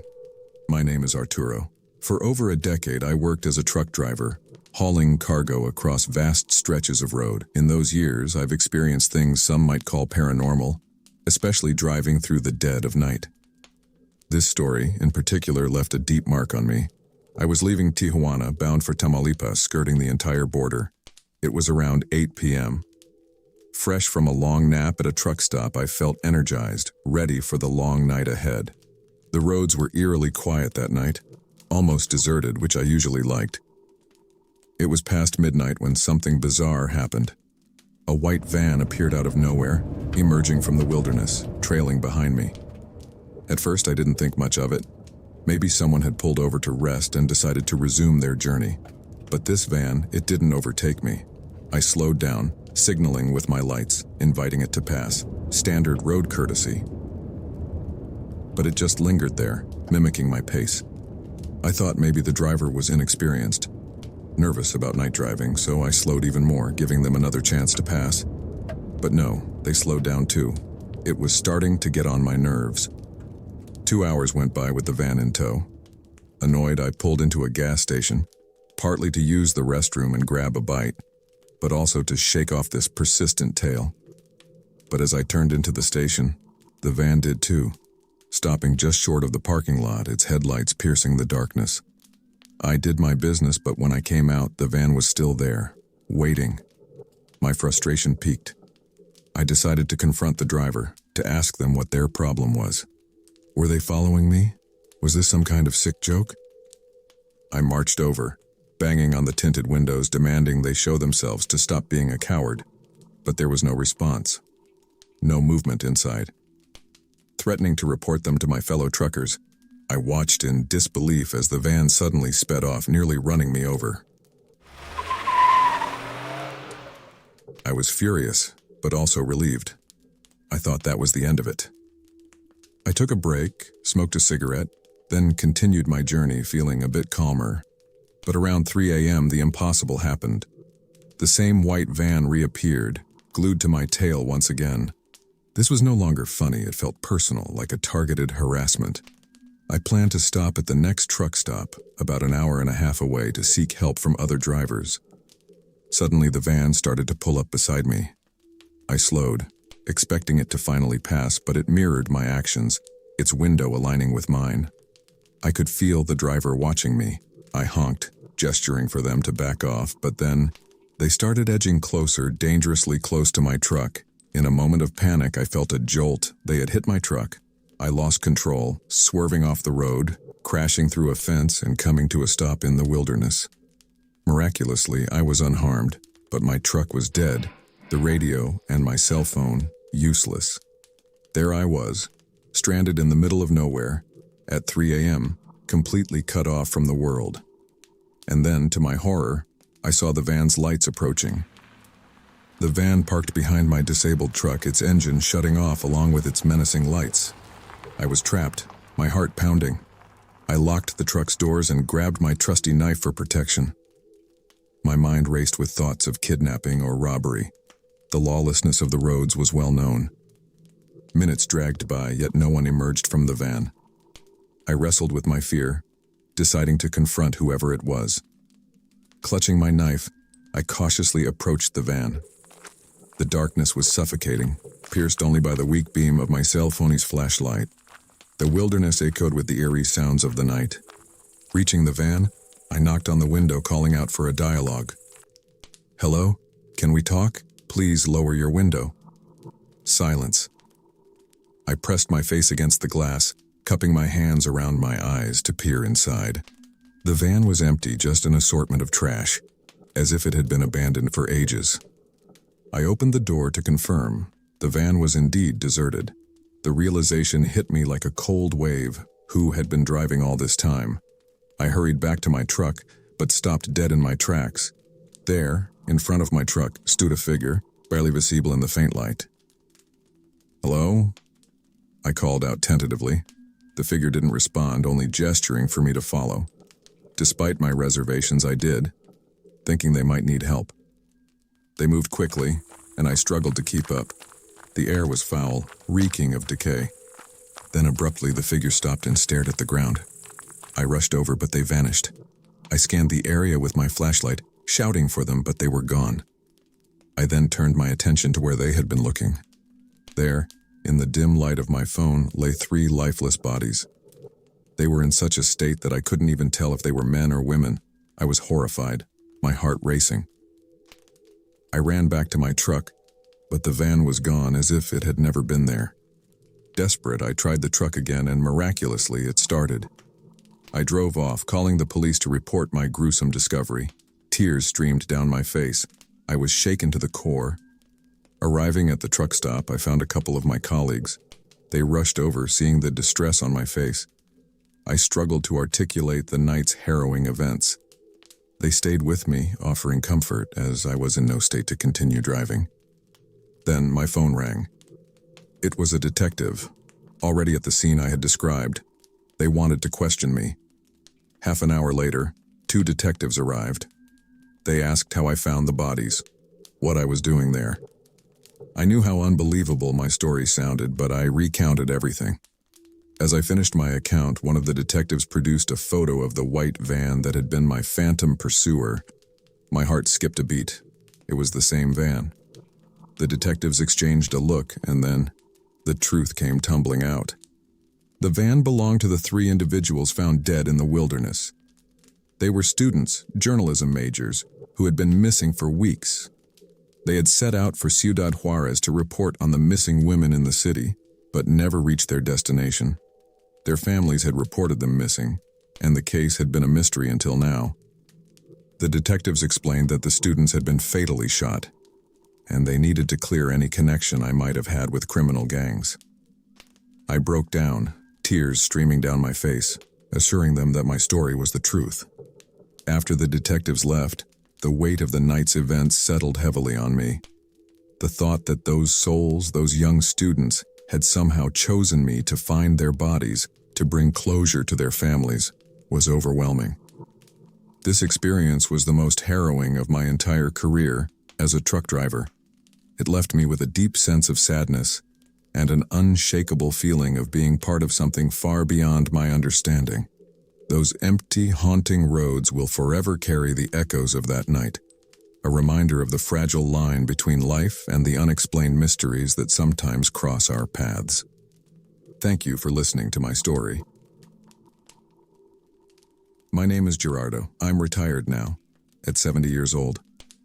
But during my long career as a truck driver, I encountered numerous paranormal events. This particular story happened about 20 years ago. I was hauling construction materials from Nuevo León to the state of Mexico. After a 10-hour drive, night had fallen, a time I actually enjoyed for the quieter roads and a sense of peaceful solitude. As usual, I had music playing to keep me company when I noticed a figure by the roadside, thumb out for a hitch. In those days, it was common to see people hitchhiking, and I always stopped to help. This time was no different. The man, about 60 years old with tattered and dirty clothes, got into the passenger seat. I asked where he was headed. He explained his truck had broken down a kilometer ahead and no one had stopped to help. Offering assistance, I let him in, but he remained silent throughout. I asked him about the company he worked for but got no response. His torn, dirty clothing concerned me, but he stayed mute. After driving past the kilometer, I asked if it was further ahead. He just pointed forward, urging me to keep driving. As time passed, I grew nervous. There was no truck in sight, and I realized we were back at kilometer 62, where I'd picked him up. It seemed impossible.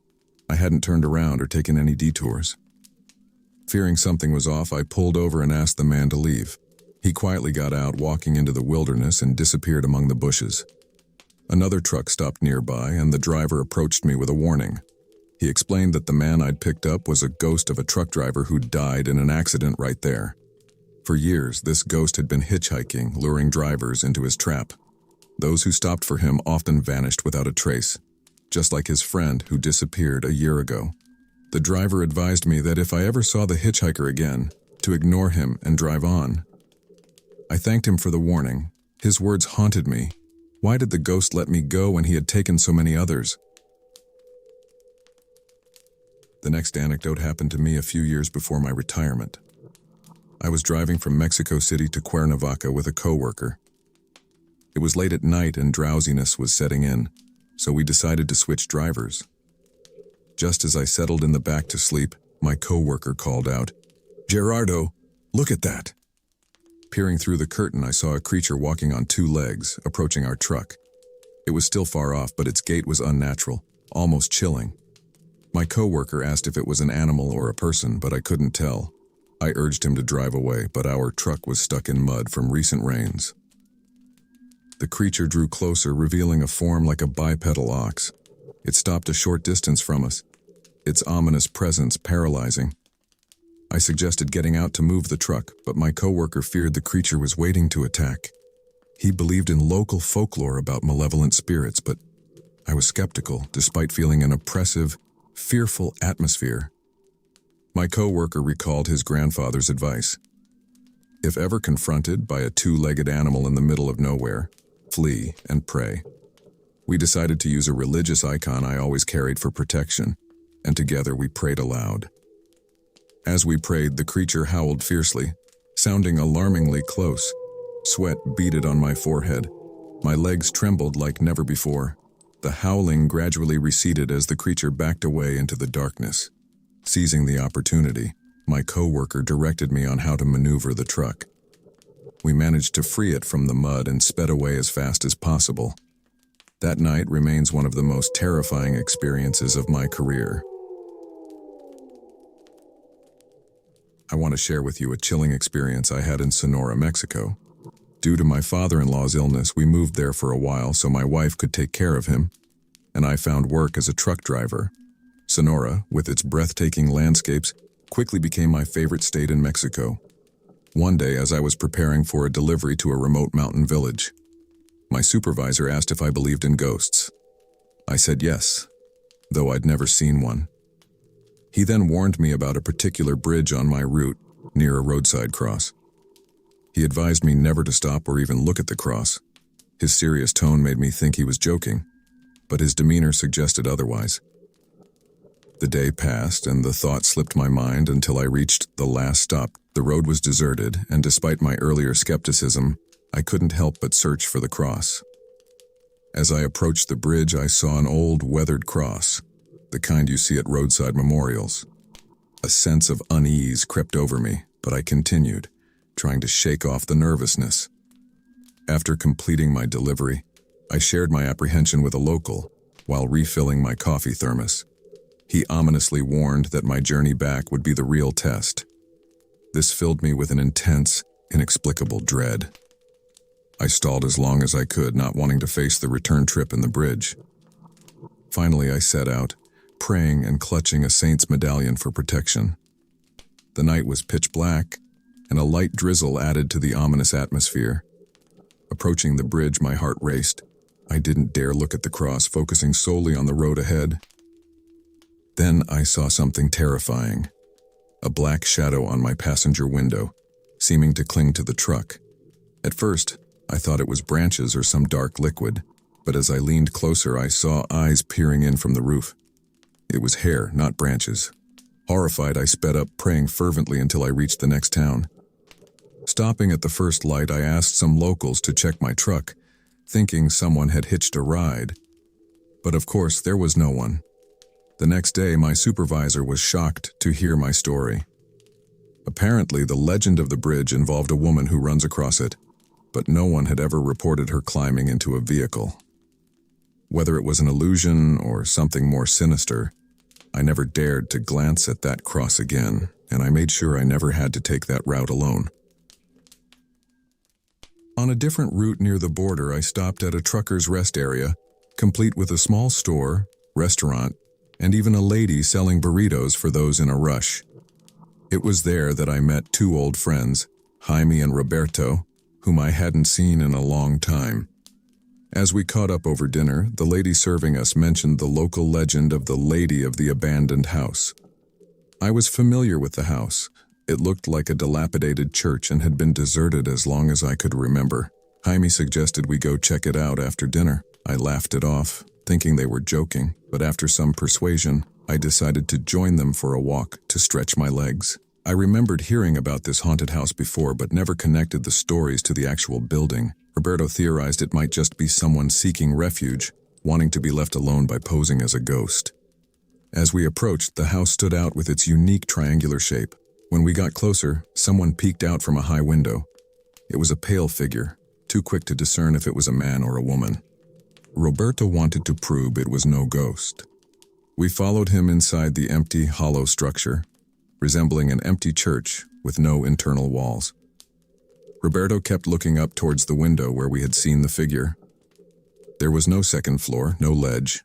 The window was at least 6 meters off the ground, and there was nothing for anyone to stand on.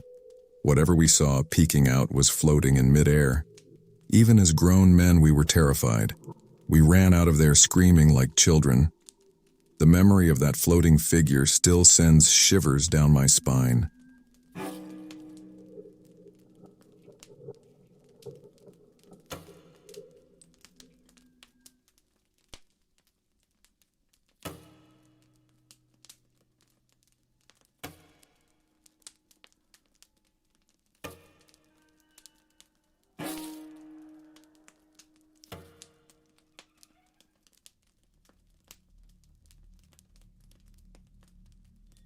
My name is Larissa, and I'm a PR agent for a company based in the US, but I work out of their Guadalajara, Mexico office. Life was pretty normal until the company decided to participate in the Festival de Dia de Muertos in Puebla, Mexico. The idea was to set up stands and decorations to promote our company at the festival. To most people, this would seem like an exciting opportunity. For me, it was anything but. You see, I've always found the Day of the Dead celebrations a bit eerie. The idea of celebrating amidst symbols of death, parading through cemeteries, it just didn't sit right with me. But when your job's on the line, you do what you have to do. They signed me up as a hostess for the event. Before joining the company, I did some modeling, and they thought my presence, especially with the traditional Katrina makeup, would be good for PR. So there I was, reluctantly preparing for a night I was sure I'd rather forget. As the evening crept in, the festival grounds transformed. The night came alive with colors, music, and laughter. My friends were there too, and gradually their enthusiasm began to rub off on me. The decorations, the lights, the atmosphere, it was mesmerizing. For a moment, I let myself be carried away by the beauty of it all. A pang of sadness hit me when I remembered my grandmother. She passed away a few months back. We were incredibly close. She took care of me during college, and losing her left a void in my life. Standing there amidst the celebration of the dead, I whispered to myself, "Oh, Grandma, how I wish you were here with me enjoying this." I didn't realize then how much those words would come back to haunt me. The night wore on, and the initial discomfort I felt about the festival began to fade. The spectacle, the camaraderie with friends, all made the event quite enjoyable. Eventually, it was time to head back to my Airbnb. I was looking forward to a hot shower and some rest, unaware of the night that awaited me. I walked back, my mind replaying the evening's events. Reaching my Airbnb, I noticed something odd. The 2 large windows in the bathroom, which faced the backyard, were wide open. I was certain they were closed when I left. It was strange, but I shrugged it off, closed them, and began to remove my makeup, ready to end the night. But that's when things took a turn for the worse. As I wiped the Katrina makeup off my face, the room outside the bathroom plunged into darkness. The sudden blackout sent a shiver down my spine. I hesitated for a moment before venturing out to flip the switch back on. The apartment was small, so it didn't take long to check every corner. With no sign of anything amiss, I chalked it up to a faulty wiring issue, turned off the lights, and headed for the shower. After showering, I slipped into my pajamas, still feeling a bit unsettled. I decided to leave the bathroom light on, casting a faint glow into the bedroom. It seemed silly, but the thought of complete darkness was more than I could bear. With tomorrow's busy schedule in mind, I tried to coax myself to sleep. But just as I was drifting off, about 20 minutes later, a soft noise from the bathroom jolted me awake.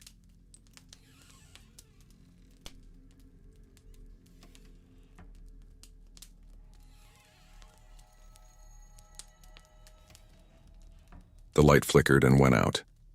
Heart pounding, I sat up in the pitch-black room. Before I could react, I felt a presence. Something tall and shadowy loomed over me. In a panic, I stumbled backward, only to be forcefully pushed down onto the bed. I could feel this entity, this shadow pressing down on me. It was heavy, suffocating. The smell was overwhelming, like a wet dog, but worse. Then, in a voice that chilled me to the bone, it whispered, "I am here, sweetie. Didn't you want me here? I missed you too, sweetie." It was an old woman's voice, eerily familiar, yet distorted. I tried to scream, but my voice was muffled against the bed. The thing kept pushing me down, its weight unyielding. Those 2 minutes felt like an eternity. Then, as suddenly as it appeared, the pressure vanished. I was alone again, trembling in the darkness. In a frantic dash, I ran out of the apartment to a friend's place downstairs. I told him what happened, my words tumbling out in a panic. He called another colleague, and they cautiously checked my Airbnb. Nothing was there, but the distinct smell lingered. I spent the rest of the night at my friend's place, too scared to be alone, too shaken to sleep. The next day, I returned to Guadalajara, vowing never to engage in anything remotely related to spirits or the supernatural. Life slowly returned to normal, or so I thought. I pushed the incident to the back of my mind, dismissing it as a nightmarish hallucination. But a few weeks ago, the smell returned, and with it, the sound of an old woman's laughter echoing through my house. It's happened 3 times now, and each occurrence leaves me more terrified than the last. The first time I heard the laughter, I was alone in my house in Guadalajara. It was unmistakable, a crackling, eerie laugh that seemed to seep through the walls. My heart raced, and the familiar smell of wet dog filled the air, suffocating and intense. I searched everywhere but found nothing. No one. Just the empty rooms. After the 3rd occurrence, I couldn't deny it anymore. Something had followed me from Puebla, something uninvited and unsettling. I tried to convince myself it was just my imagination, the stress playing tricks on me. But the laughter, the smell, the overwhelming sense of being watched, it was all too real. I reached out to friends, colleagues, anyone who might have an explanation or a solution. Most were skeptical, a few concerned, but no one had any real answers. I installed extra locks on the doors, even set up a camera in my bedroom, hoping to catch a glimpse of whatever was tormenting me. But the footage revealed nothing, just hours of stillness and the occasional flicker of a light. Then one night, as I lay in bed, wide awake and alert, I felt it again. The weight of something pressing down on me, the suffocating smell, and that voice so close it felt like it was inside my head. "I'm here, sweetie. You wanted me here." I couldn't move, couldn't scream. It felt like an eternity before it released me, leaving me gasping for air in the silent darkness. Now, I live in a constant state of fear and confusion.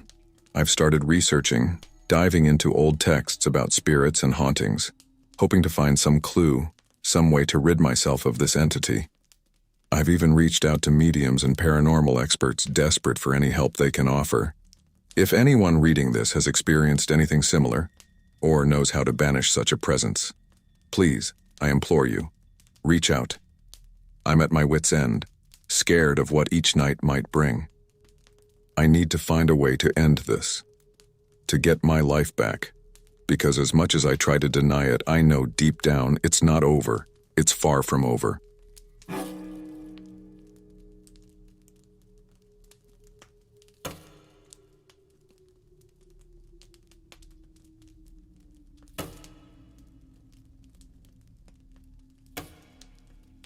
I'm Mario, and I'm from Monterrey, Mexico.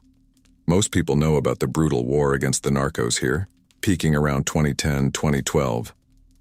Those turbulent times left behind more than just memories. They left abandoned buildings, ghostly remnants of a violent past.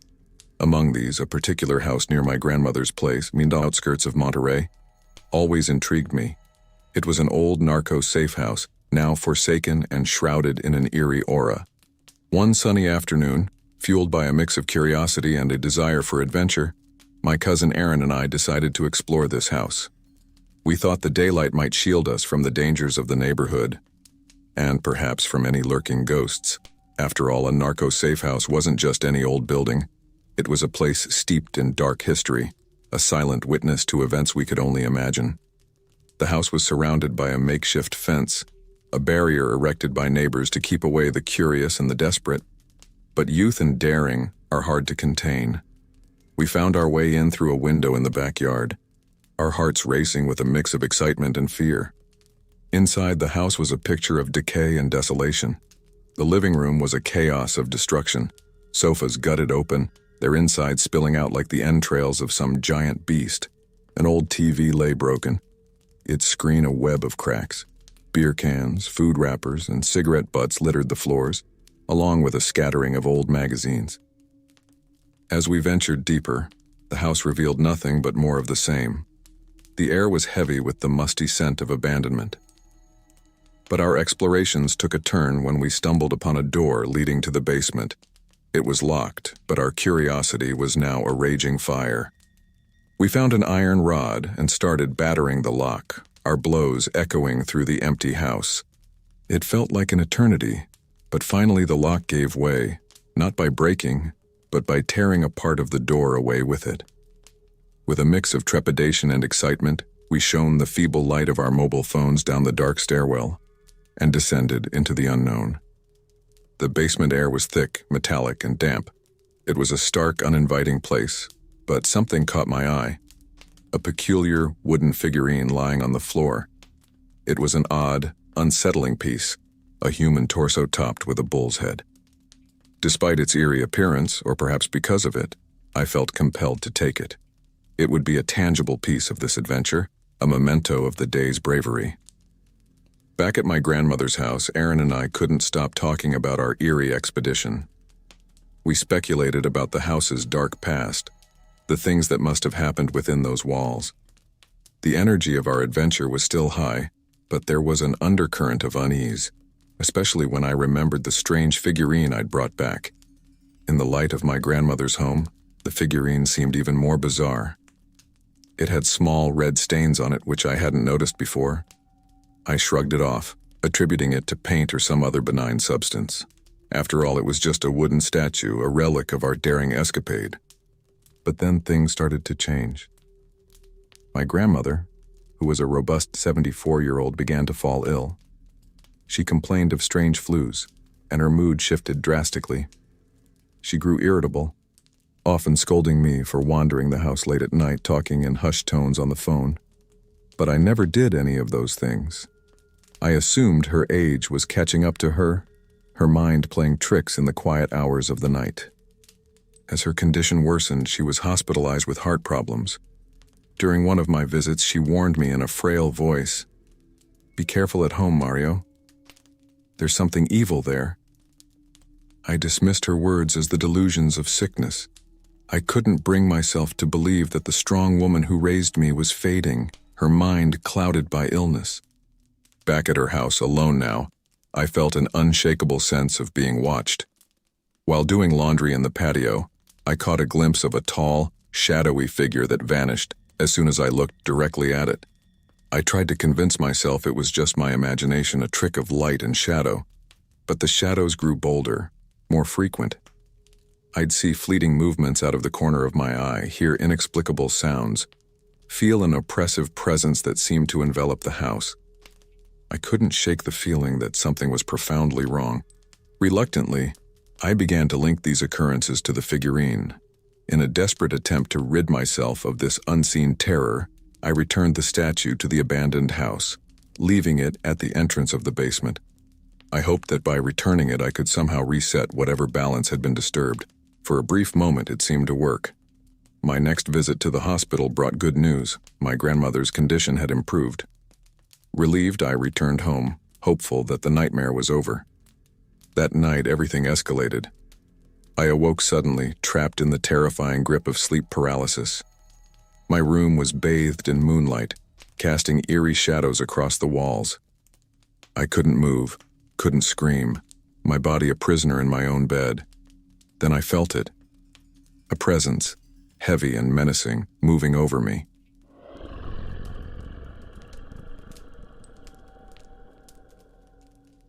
It felt like a large animal, walking on 4 legs, its breath hot and ragged against my skin. The terror was suffocating, time stretching into what felt like an eternity. When I finally managed to break free, screaming, the room was empty. No sign of any creature, just the lingering sense of dread. Shaken to my core, I fled the house, driving to a friend's place, and spent the rest of the night in my car.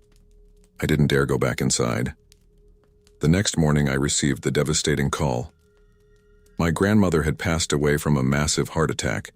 The news shattered me. She had been my rock, my provider, and my guide. The thought that she might have sensed the evil presence, that her warnings were not just the ramblings of sickness, weighed heavily on me.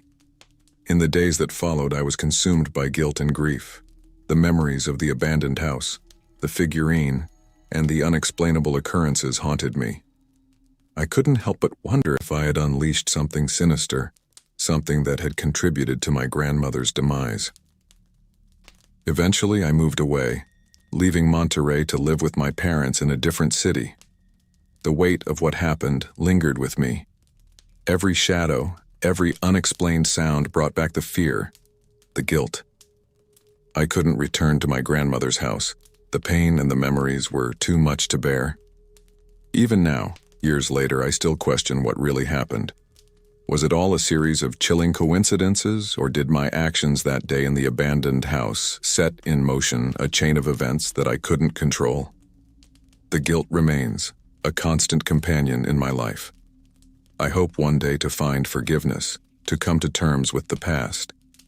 But for now, the shadows of that day linger, a haunting reminder of a curiosity that went too far.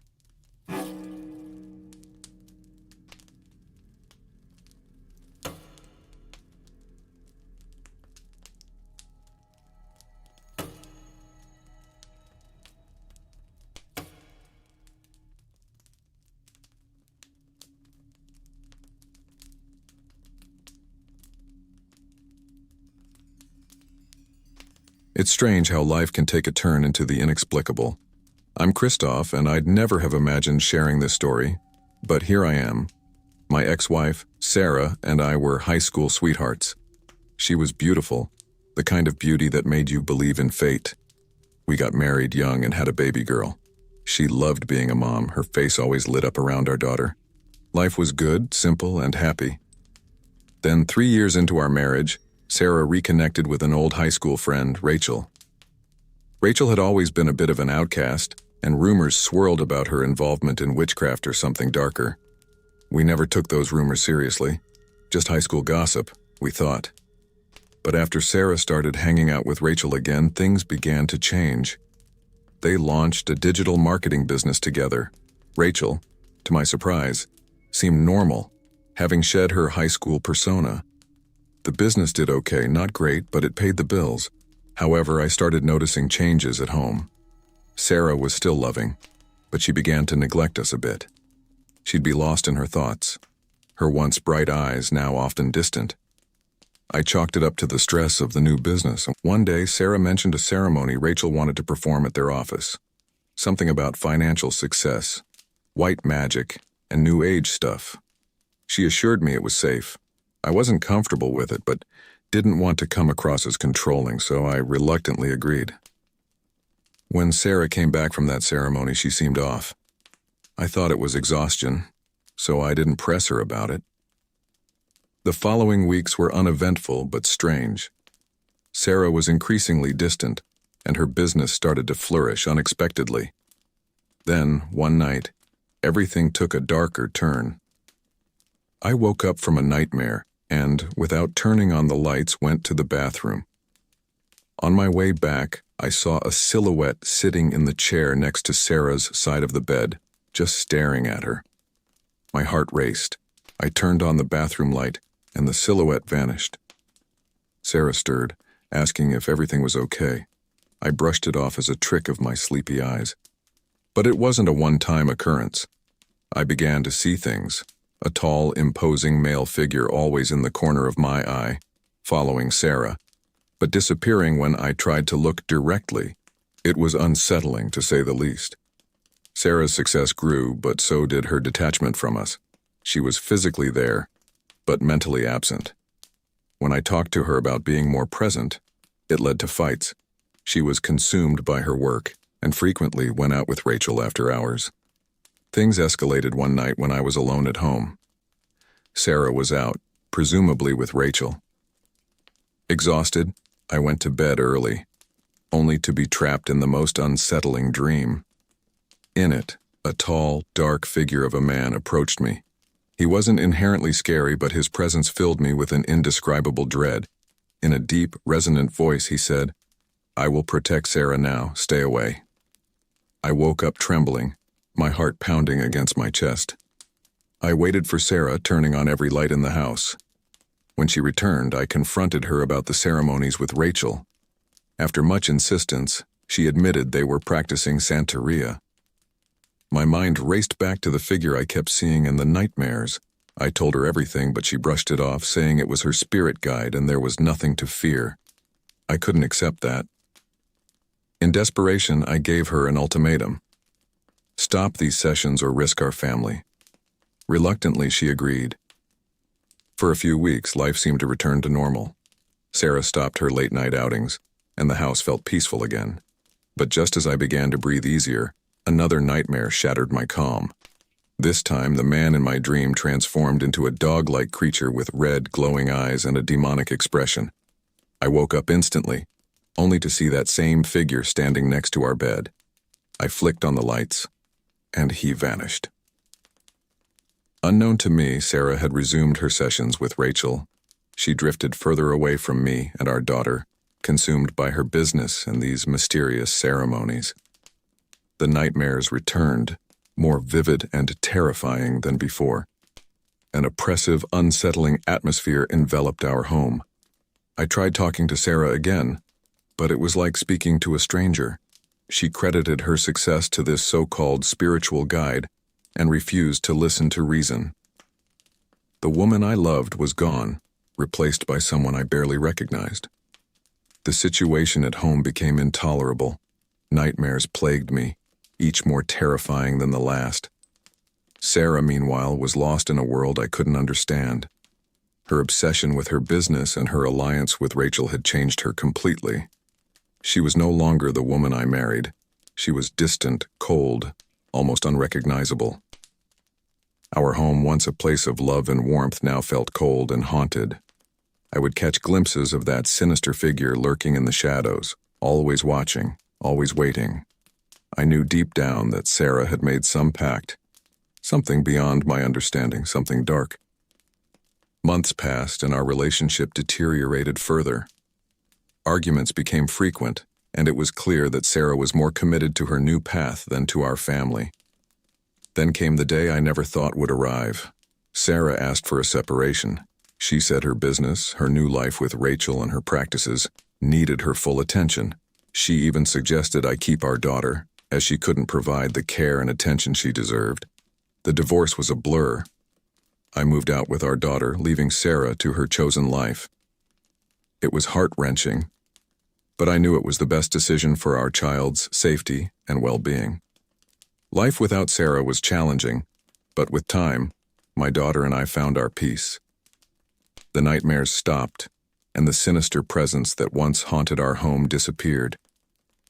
We rebuilt our lives, focusing on each other and moving forward from the dark chapter that had consumed us. Looking back, I still struggle to make sense of it all. The love of my life, drawn into something inexplicable and dark, leaving her family behind. I've come to accept that some things are beyond understanding, and sometimes letting go is the only way to save oneself. I'm sure of one thing. Whatever Sarah got involved in, it was far from benign. The glimpses of that shadowy figure, the nightmares, and her drastic change in behavior, all point to a pact with something demonic. But now that chapter is closed and my daughter and I are safe, moving forward in a life free from the shadows that once loomed over us.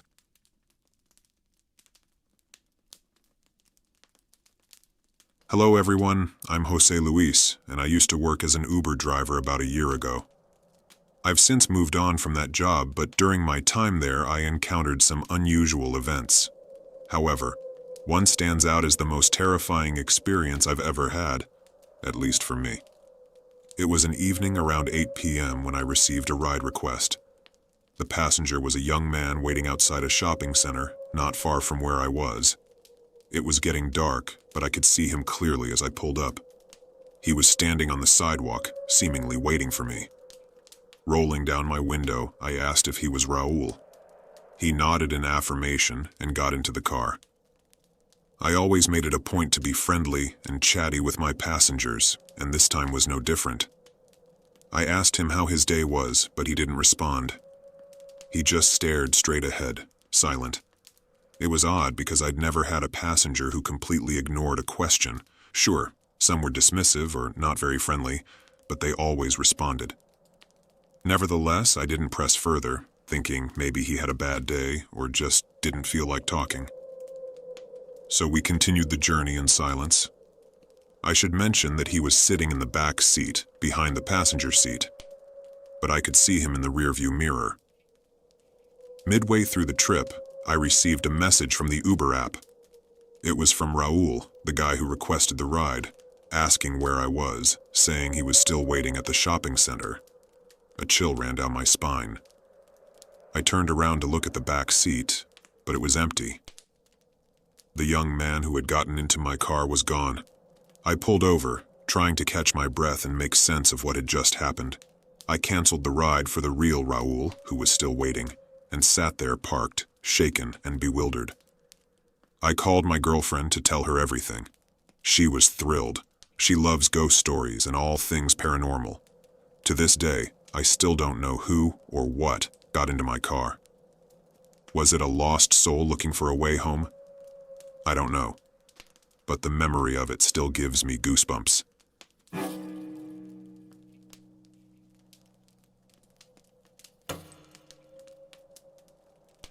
My name is Jessica, and this is something that happened to me a couple of months ago.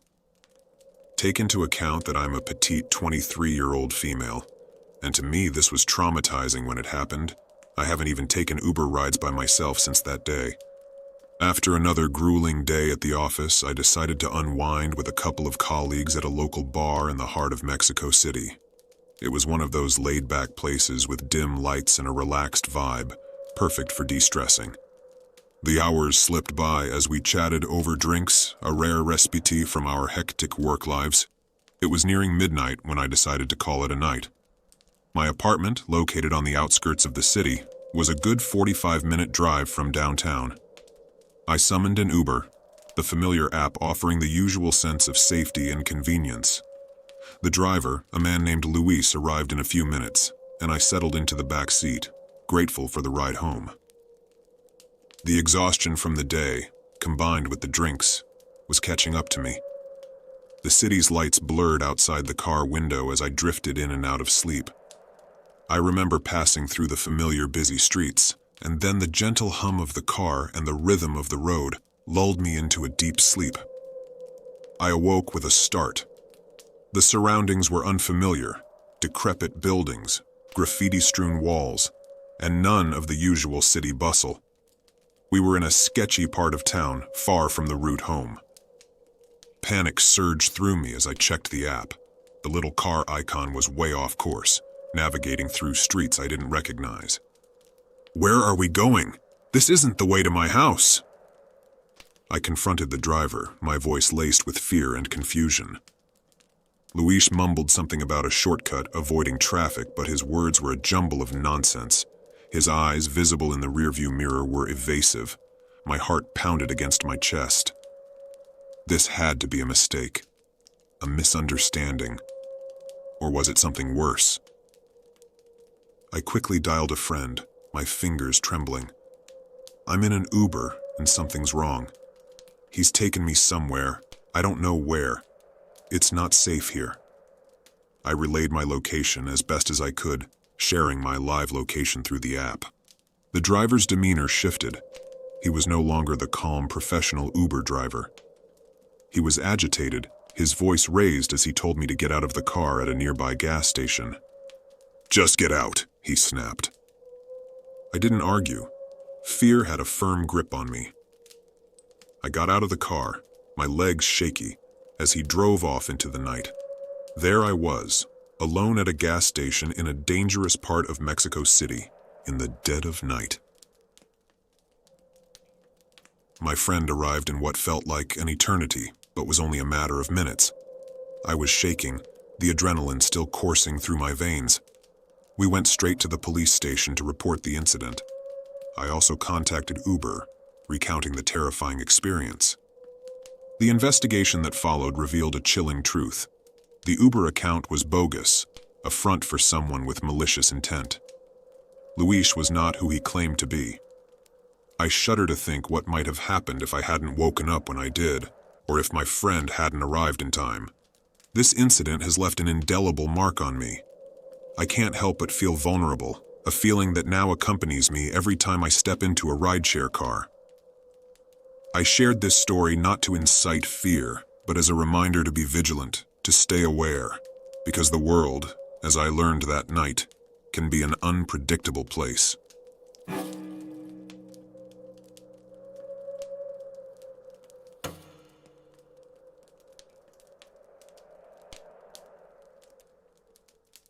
I've been driving for Uber for over 3 years. During this time, I've had all sorts of passengers in my car, the good, the bad, and the downright strange. But there's this one incident that still haunts me, surpassing any bizarre encounter I've had in my job. It was a seemingly quiet night in an affluent area of Los Angeles. As a Hispanic who's lived here for years, I've become accustomed to the city's rhythm. That night, around 9 p.m., I got a ride request from a well-to-do lady in her 50s, judging from her profile picture. The pickup was about 30 minutes from my location, but I didn't mind. This is my livelihood, after all. I set off towards her address but got delayed due to an accident on the freeway. Typical LA stuff, traffic and accidents. When I finally arrived at her place, I expected her to be ready, maybe a bit annoyed by my delay. However, no one was outside. Minutes ticked by, and still no sign of her. I opened the app to message her and noticed she'd sent something. It was indecipherable, just a bunch of symbols. I brushed it off and messaged her that I was waiting outside. Then, something odd happened. I saw someone peering out from an upstairs window. The figure was obscured by a sheer curtain, but it was definitely a man. I assumed he was the lady's husband or son, maybe about to tell her I was waiting, but nobody came out. After a few minutes, I checked my phone again. The lady had sent a message canceling the ride. I was annoyed, having turned down another fare for this one, but I replied politely, wishing her a good night, and drove off. The rest of the night went by without incident, and I headed home. The next day, however, I received a call from Uber. The police were looking for me. They said my car was seen outside a house where a woman had been brutally murdered, the same house I was at the previous night. I was in disbelief. I immediately went to the police station to clear my name. I showed them the messages from the woman who, it turned out, was the murder victim. I mentioned seeing the male figure in the window, assuming it was nothing unusual at the time. The police informed me that the woman lived alone. The person I saw was likely the killer, who was still at large. They suspected he sent the cancellation message. After the interrogation, I left the station in tears, overwhelmed with guilt. What if I had called the police? What if I had stayed a bit longer? There were so many what-ifs, but no way of knowing that the woman was in danger at that moment. This experience has left me paranoid and cautious in my job. Every passenger I pick up now adds to my anxiety. This story isn't just mine. It's a reality many of us in this line of work face. I continue driving for Uber, but the shadow of that night lingers with me on every ride. I was going through an emotional crisis, a very strong depression, which is classic in adolescence, you know. In my desperation, I decided to follow my uncle's advice. He said, "Ask Santa Muerte for advice. Ask for anything, whatever it is. It's really easy," he assured. "You don't necessarily need to make an altar. You can just put up a printed photo, a little candle, and a glass of water and pray to her. With that prayer, she will get you whatever you want. Young and naive, I decided to listen to him. So I set up my little candle, my photo, and the glass of water next to my bed, on a small wooden table where I arranged everything. Every night I prayed and prayed and prayed. Everything was, well, normal. Truthfully, I didn't even believe in it, but I thought, well, what do I have to lose, right? Then one night I woke up to a strange smell, like something burning, and realized that the table was on fire. But the fire was coming only from the table, as if the table itself was generating the fire. I reacted as fast as I could, throwing blankets, sheets, and everything at it to extinguish the flames. Fortunately, it was put out, but it was very strange. The image of Santa Muerte hadn't been affected at all. It was intact. I found it odd, but said, well, maybe it's something normal. Yes, it scared me, but I thought, this can't be real. Maybe it was a fluke, but it can have an explanation. I continued, and things started to get weirder and weirder. I began having sleep paralysis, seeing shadows passing in my room at night, and I started to get scared. So I went to my uncle and told him what had happened, and he said, this is happening because you're not having enough faith. You have to have faith. You have to believe in this. And I thought, well, I don't believe. I mean, maybe it has something to do with Santa Muerte, but I thought, why involve myself with something I don't fully understand? I got rid of everything related to Santa Muerte, but it seems that was a mistake because the sleep paralysis became even stronger. I started to see shadows, children, people in my room, people whispering in my ear. Scared, I went to my ex's mother at that time, who practiced white magic, and she told me, you have to pray the Our Father and you have to sleep with a rosary. And I was like, what? Okay. So I started doing that, but from there the sleep paralysis intensified significantly. One day, as I lay there, I opened my eyes and found myself unable to move. Looking out from the room, I could see the hallway, and I saw a long shadow go into the next room. It was my mother's room. I was terrified because clearly what I had seen was the figure of Santa Muerte. I reacted, and the sleep paralysis went away. I got up and went to my mother's room. I opened the door and saw her, just her. I was very, very scared. So I decided it was better to sleep with her. I lay down and fell asleep. Some hours passed, maybe, I don't know, and I experienced sleep paralysis again. I opened my eyes and saw my mom sitting on the edge of the bed, crying but covering her face, crying and crying and crying. But somehow, I managed to turn my eyes to the other side and see that my mother was asleep. Even though I knew that the person who was crying was not my mom, I knew it, I felt it. I was very scared. I tried to pray the Our Father in my mind, but I forgot the prayer. So I just closed my eyes tightly until I fell asleep. As time passed, I continued to recite the prayers and cling to my rosary, and gradually, things began to settle. However, even now, 5 years later, the episodes of sleep paralysis have significantly decreased. They occur perhaps once every 4 or 5 months. Yet, occasionally, I still hear someone crying in my mother's room. Each time I rush to check, only to find my mother alone and asleep. While the sleep paralysis might have faded, it seems something else lingered from that time. And that concludes my story. Get me out, get me out. I need to tell you a really scary and sad story that happened to me. But first, I want to make sure no one knows my name or where I live. It's important to keep that a secret. I hope you get why this story is so sad for my family. A few years back, my Aunt Kelsey, which isn't her real name, sadly died right outside my house because her heart stopped working. I was there when it happened. I heard her knock, then heard her fall down. It scared everyone, even our neighbors. They heard my mom screaming and called for an ambulance fast. I thanked our neighbors for helping us out. Then I went back inside. Hours later, my phone rang. It was my mom telling me Aunt Kelsey was gone for good when she got to the hospital. It made me really sad, especially because she was the only parent my little cousins had. A few days after we said goodbye to Aunt Kelsey, something weird happened. I was getting home in the evening when a neighbor said he was glad my aunt was feeling better. I was confused and asked what he meant. He told me he saw her standing on our roof early in the morning just looking around. I didn't tell him she had passed away, but it really freaked me out. I kind of forgot about it after that. But then, people who were there that day kept saying they were happy my aunt was okay. Some even scolded me, saying I should make her rest in bed because they saw her on the roof in the mornings. I didn't tell them she was no longer with us. But everyone talking about seeing her became a big deal in our neighborhood. My mom had to tell them the truth, that Aunt Kelsey had died. After that, no one wanted to come out in the mornings anymore unless they really had to. They would avoid our house because they claimed to see a woman's shape on the roof. I didn't see or hear anything, and neither did my mom or anyone living with us, but all our neighbors said they saw the same thing.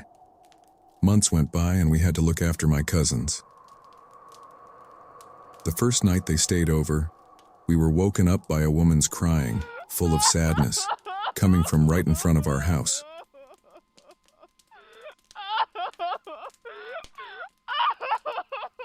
Hearing that cry froze me with fear. But my dad got us to gather in the yard to listen as the crying slowly went away. This kept happening for several nights. It was Aunt Kelsey, crying because she was gone and sad about leaving my cousins. We never went outside to look even though we heard her crying. My dad said it was too risky to open the door. My family says sometimes you can still see my aunt in the mornings, either sitting or standing on our roof. And back when the kids were over more often, we would usually hear that crying.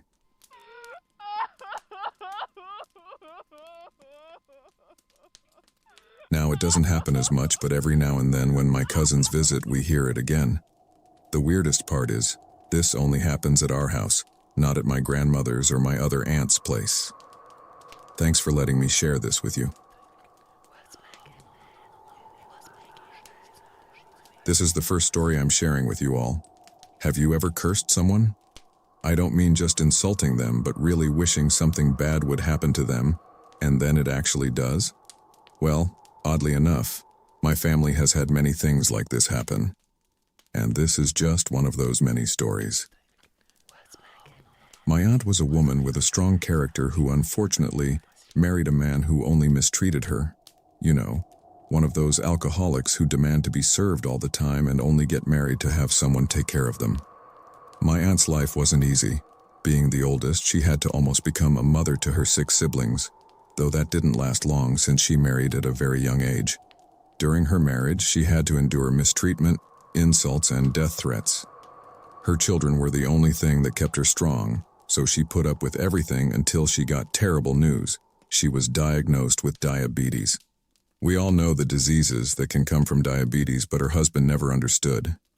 Instead of supporting her, he continued his routine of mistreatment that had lasted for just over 3 decades. In fact, he even had the nerve to bring the woman he had been having an affair with for at least a decade to my poor aunt's deathbed. This was the last straw, and led her to say the following words. "What a lesser man you are, having the nerve to bring your other woman here. You say you're tired of me because I can't move, because I'm an old diabetic, because I spend most of the day in bed. Well, I just hope that just as you see me, you will see yourself, and 10 times worse. I hope you have no way to get out of bed, that you can't even speak. I hope that the same woman you brought to my house is with you when they have to carry you to get up, and that no matter how much you beg God for your death, you don't die until you pay for everything you've done to me." My grandma was one of the people present at this moment, and she told me those words echoed in that room like thunder. Unfortunately, a couple of days later, Aunt Lily died of a heart attack. About 7 years later, the cemetery where they had buried her needed to exhume the body to free up the grave for another family member. And here comes the most terrifying part of the story. When they opened the coffin, the gravedigger let out a terrifying scream, because he couldn't believe that the body of Aunt Lily was not decomposed. It looked as if time hadn't passed, as if she had been buried that very morning. Hearing these words from the gravedigger, her abuser couldn't believe it, so he decided to go down and inspect it for himself. And as he was about to go down, he tripped and fell into the coffin. Those present say they only heard his screams begging for help, and no matter how much the gravedigger and 2 of his sons tried to open the coffin, something prevented it. Some say it was an accident. Others think Aunt Lily wanted to take him with her. What's certain is that when he managed to get out, his face was pale and dislocated. And here's the curious part. After that scare, he was diagnosed with a very aggressive type of diabetes. In the end, Aunt's curse found its way. The man who had mistreated her for so many years was now a burden to the woman he had brought to his wife's deathbed years ago.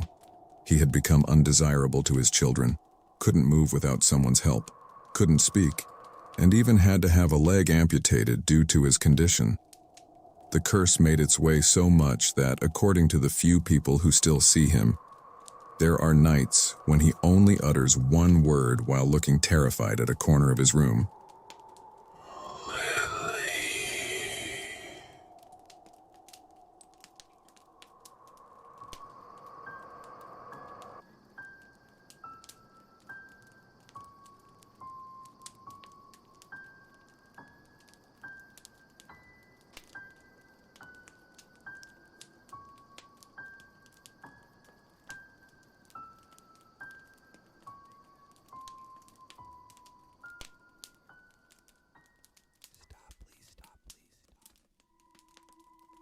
I want to share some anecdotes from my professional practices at the university.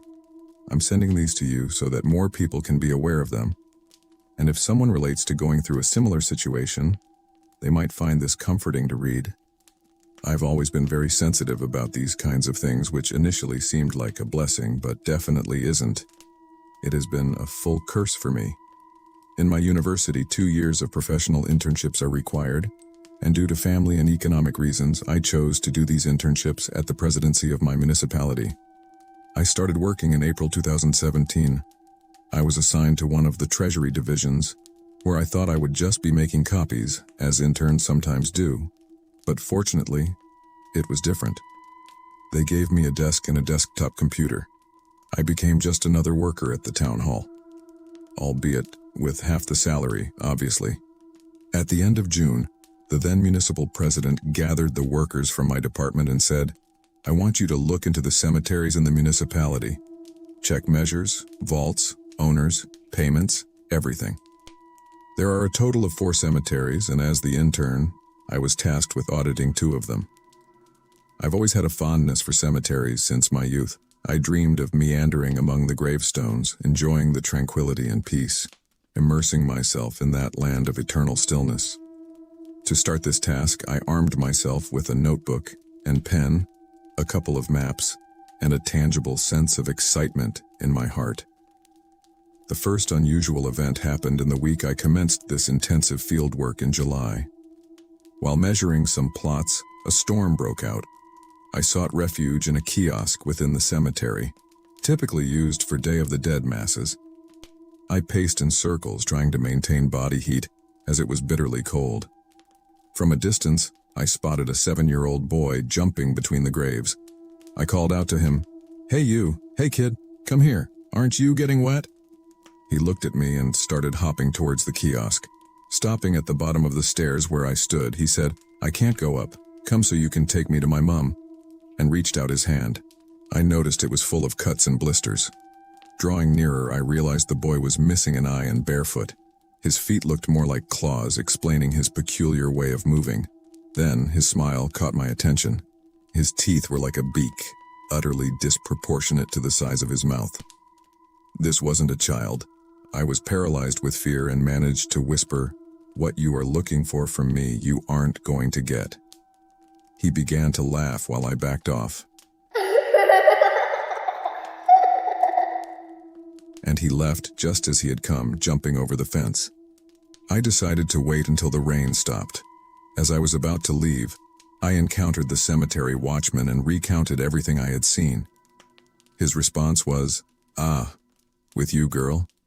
They had been late in welcoming you."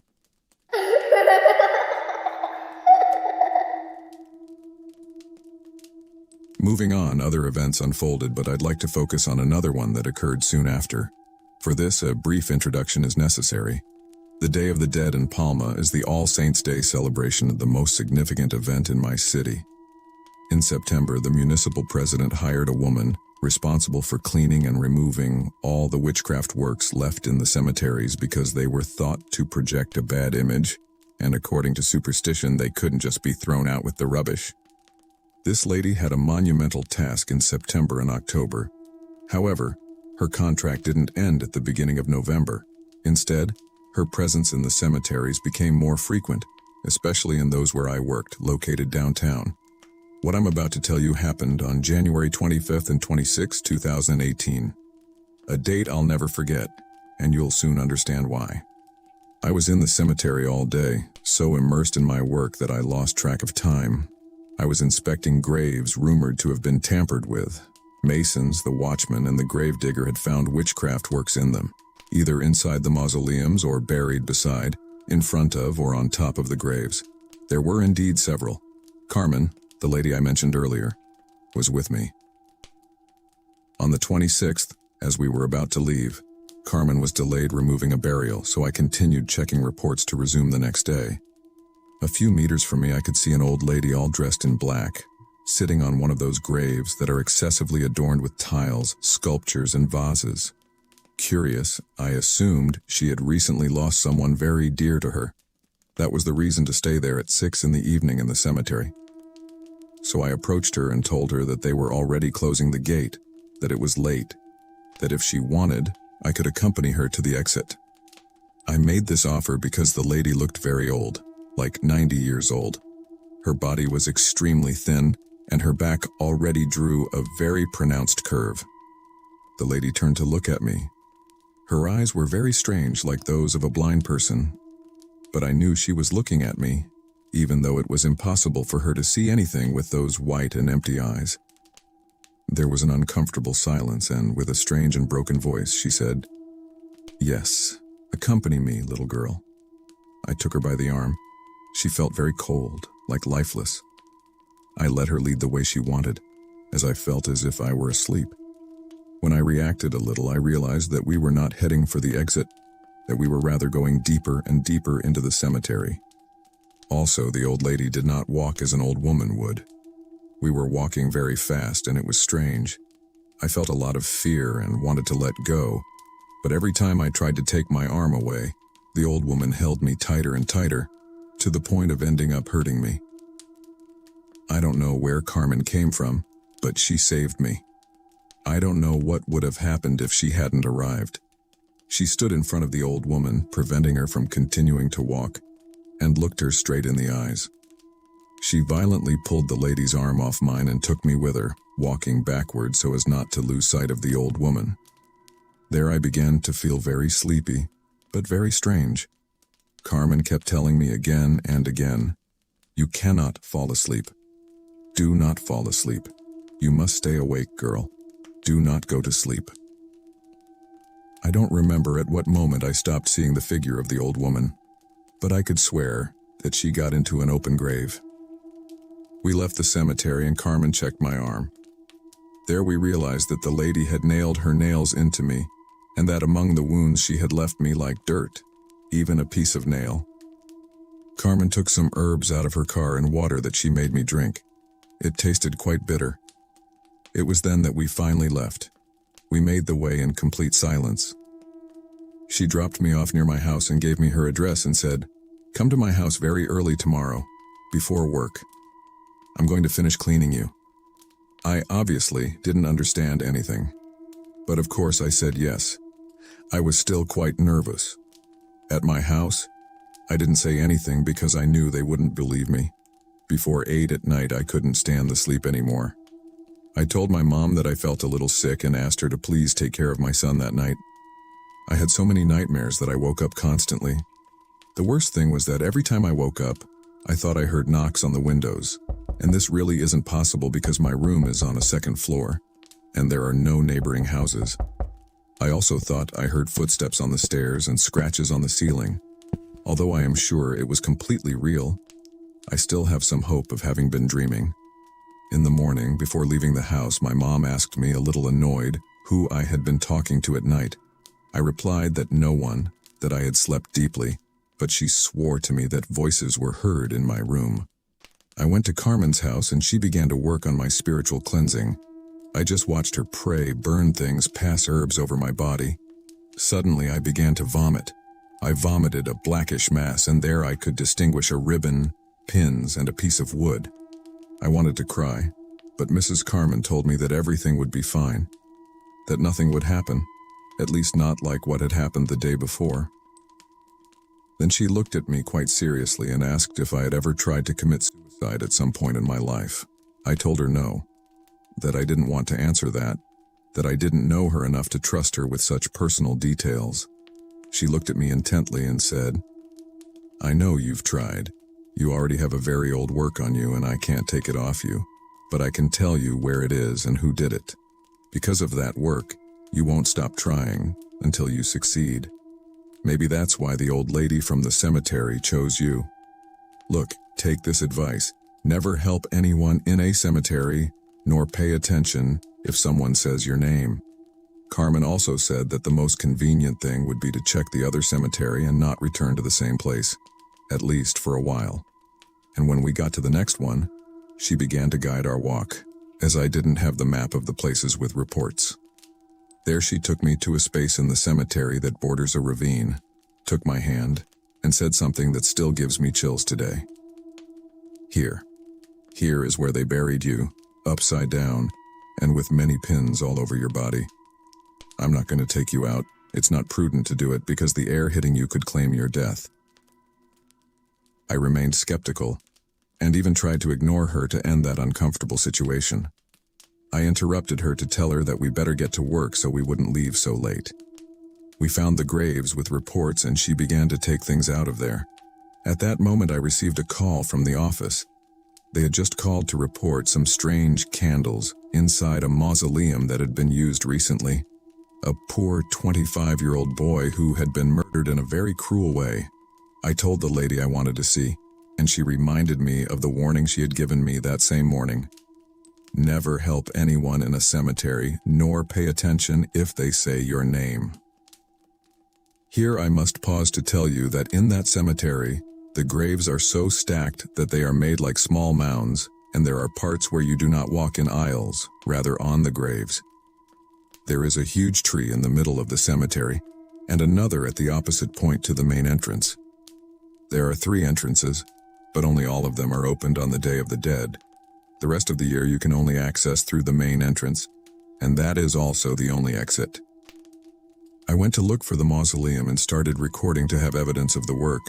I found some black, white, and yellowish souls, which looked quite greasy. In the atmosphere there was a very intense smell of excrement, emanating from a plate that had seeds and what, to me, seemed to be a pig or cow heart. All the time I was sending messages to my ex-boyfriend to try to keep calm, and as he has always shown interest in these kinds of things, I sent him a message to ask if we could make a video call so he could see what I was seeing. The problem is that this message never arrived. I completely lost the phone signal. It had never happened to me while being in cemeteries, but I didn't give it importance, since I live in an area where organized crime has previously restricted communications, destroying the optical fiber, for example. I started walking and took a few photos of sculptures from graves, as they caused me an indescribable fascination. From where I was, I could see the main entrance. As I passed by an open grave, I felt a tug on my foot, and when I turned, I realized that one of my shoelaces had come undone. I bent down to tie it, as I didn't want to fall, and when I stood up again, the entrance had disappeared.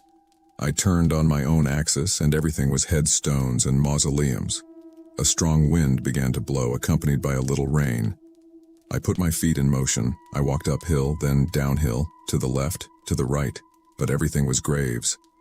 I kept moving forward, and I was getting more and more nervous. I checked my cell phone every so often in the hope of finally having a signal and being able to communicate with Carmen, with Mom, with my ex, or with anyone. I had an asthma attack caused by anxiety, dust, and bad weather. I couldn't breathe, so I lay down on the ground and closed my eyes, somewhat resigned. In the end, I heard the voice of a child. Later, I learned that he was the son of the gravedigger of that cemetery. He was pulling my arm while shouting to his dad. When I opened my eyes, I had been propped up on a tombstone and they were offering me a Coke. Well, we are Mexicans, and that's how we remedy here when someone's blood pressure drops. It is important to emphasize this point. They had not lifted me up, just propped me up on the nearest tombstone. We were about 3 meters from the entrance. Carmen approached me and said, "Stay here. Rest. I'm almost done. I just need to get what you just found." My cell phone went crazy. Many messages started coming in. My ex told me to be careful, that he had to keep working, but that he would be attentive. My mom had left about 20 messages, asking why I had called her if I didn't answer her. She told me to block the phone. The gravedigger, along with his son, told me they hadn't seen me until I fell. It was as if I had appeared out of nowhere. Carmen finished soon and approached to tell me that that was it for the day. I thanked those people who had worried about me and we left. Carmen gave me a hug while saying, "I will keep you in my prayers. Do not approach cemeteries, please do not do it." We took different directions. I walked towards my grandmother's business, whom I also saw as a mother, and when she and my mom asked me what I was doing there so early, as I didn't want them to worry, I told them that I had gotten sick from my allergy and had ended up in an asthma attack. Both blamed the flowers and the dust and gave me a little of the chicken soup that my grandmother was preparing for lunch. I just enjoyed that little moment of happiness. Although there, I didn't know that it was the last moment of calm for a long time. When night came that day, everything turned into a nightmare. My grandmother's health deteriorated rapidly, and by February 2nd, she was also in the cemetery, there where I had the encounter with the strange old lady who hurt my arm. There I was again, this time not for work, but to bury my grandmother. When I got home after all the pain and with the huge emptiness I felt in my heart, I realized that I had finger marks on my neck. All the time I was in the cemetery, I felt as if I couldn't breathe. At that moment, I thought it was due to allergy, again the flowers and the dust, and I started crying. I don't know if it was because of the pain of having lost my grandmother, who was a second mother, or because of the anguish of knowing that something invisible had tried to hurt me again. Thank you for staying with us. Before we go, we have one more story, but we remind you to subscribe if you haven't already so you can become part of the OneDeepVoid community. And if you use any social media, follow us on our social networks, where you can find us as OneDeepVoid. But well, the break is over. It's time to continue. Wake up, please wake up. Hello, everybody. I worked as a watcher at the graveyard in my city for some time. That was really a hard time for me, and there was an urgent need to get some money. So my friend arranged a job for me there since he too was working in the same building and needed one more person to help him out. As the place was very big, so one watchman wasn't enough. It therefore became a necessity to vigilantly guard the place, since sometimes gangs would rush to smoke substances there, therefore doubling the surveillance. Honestly, it was something that would not make me happy. More than that, it made me a little uneasy to have to be there alone at night, but as I already said, necessity made me do it. One sunny afternoon, the funeral of a rich woman took place. I had to be there, along with other cemetery workers, to watch over the place and also to help carry the coffin. I remember it was a very cold afternoon with some rain. The day was quite cloudy, as if these weren't depressing enough to be in that place. But anyway, the funeral was happening, the priest was giving a few words, and my colleague and I were at the sides in our work position, when all of a sudden I saw something walking in the graves behind where the coffin was. At first I thought it was one of the funeral guests because they were all dressed in black, but it didn't make sense for them to leave the burial site. So I went over there to see who it was, as at that time, no one else could enter except for the people at that wake, since the cemetery would close as soon as everyone left. When I approached, I saw something I will never forget. It was like the silhouette of something with wings. I don't know how to explain or describe it to you. It was like an angel with its black wings and completely dressed in black. I only saw it disappear among the graves, leaving no trace in the mud. I returned to my position and wanted the funeral to be over so I could tell my colleague. When we were finally going to bury the coffin, I saw it again, watching the coffin from afar. That thing was floating, and it seemed that I was the only one who could see it. until a little girl about 2 years old started gesturing to her mom, pointing to where that thing was and wanting to talk to her. Her mom told her to be quiet, but the girl kept telling her to look up. It was obvious the lady saw nothing. The girl continued until the mom had to carry her and leave there, as the baby was getting very restless. I started, along with my colleagues, to lower the coffin into the pit. When we finally finished, that angel, or whatever it was no longer there. After that, the people left and the cemetery was empty. Night fell and I had to go on my rounds, but I was very scared. I had chills every moment and couldn't stop thinking about what I had seen.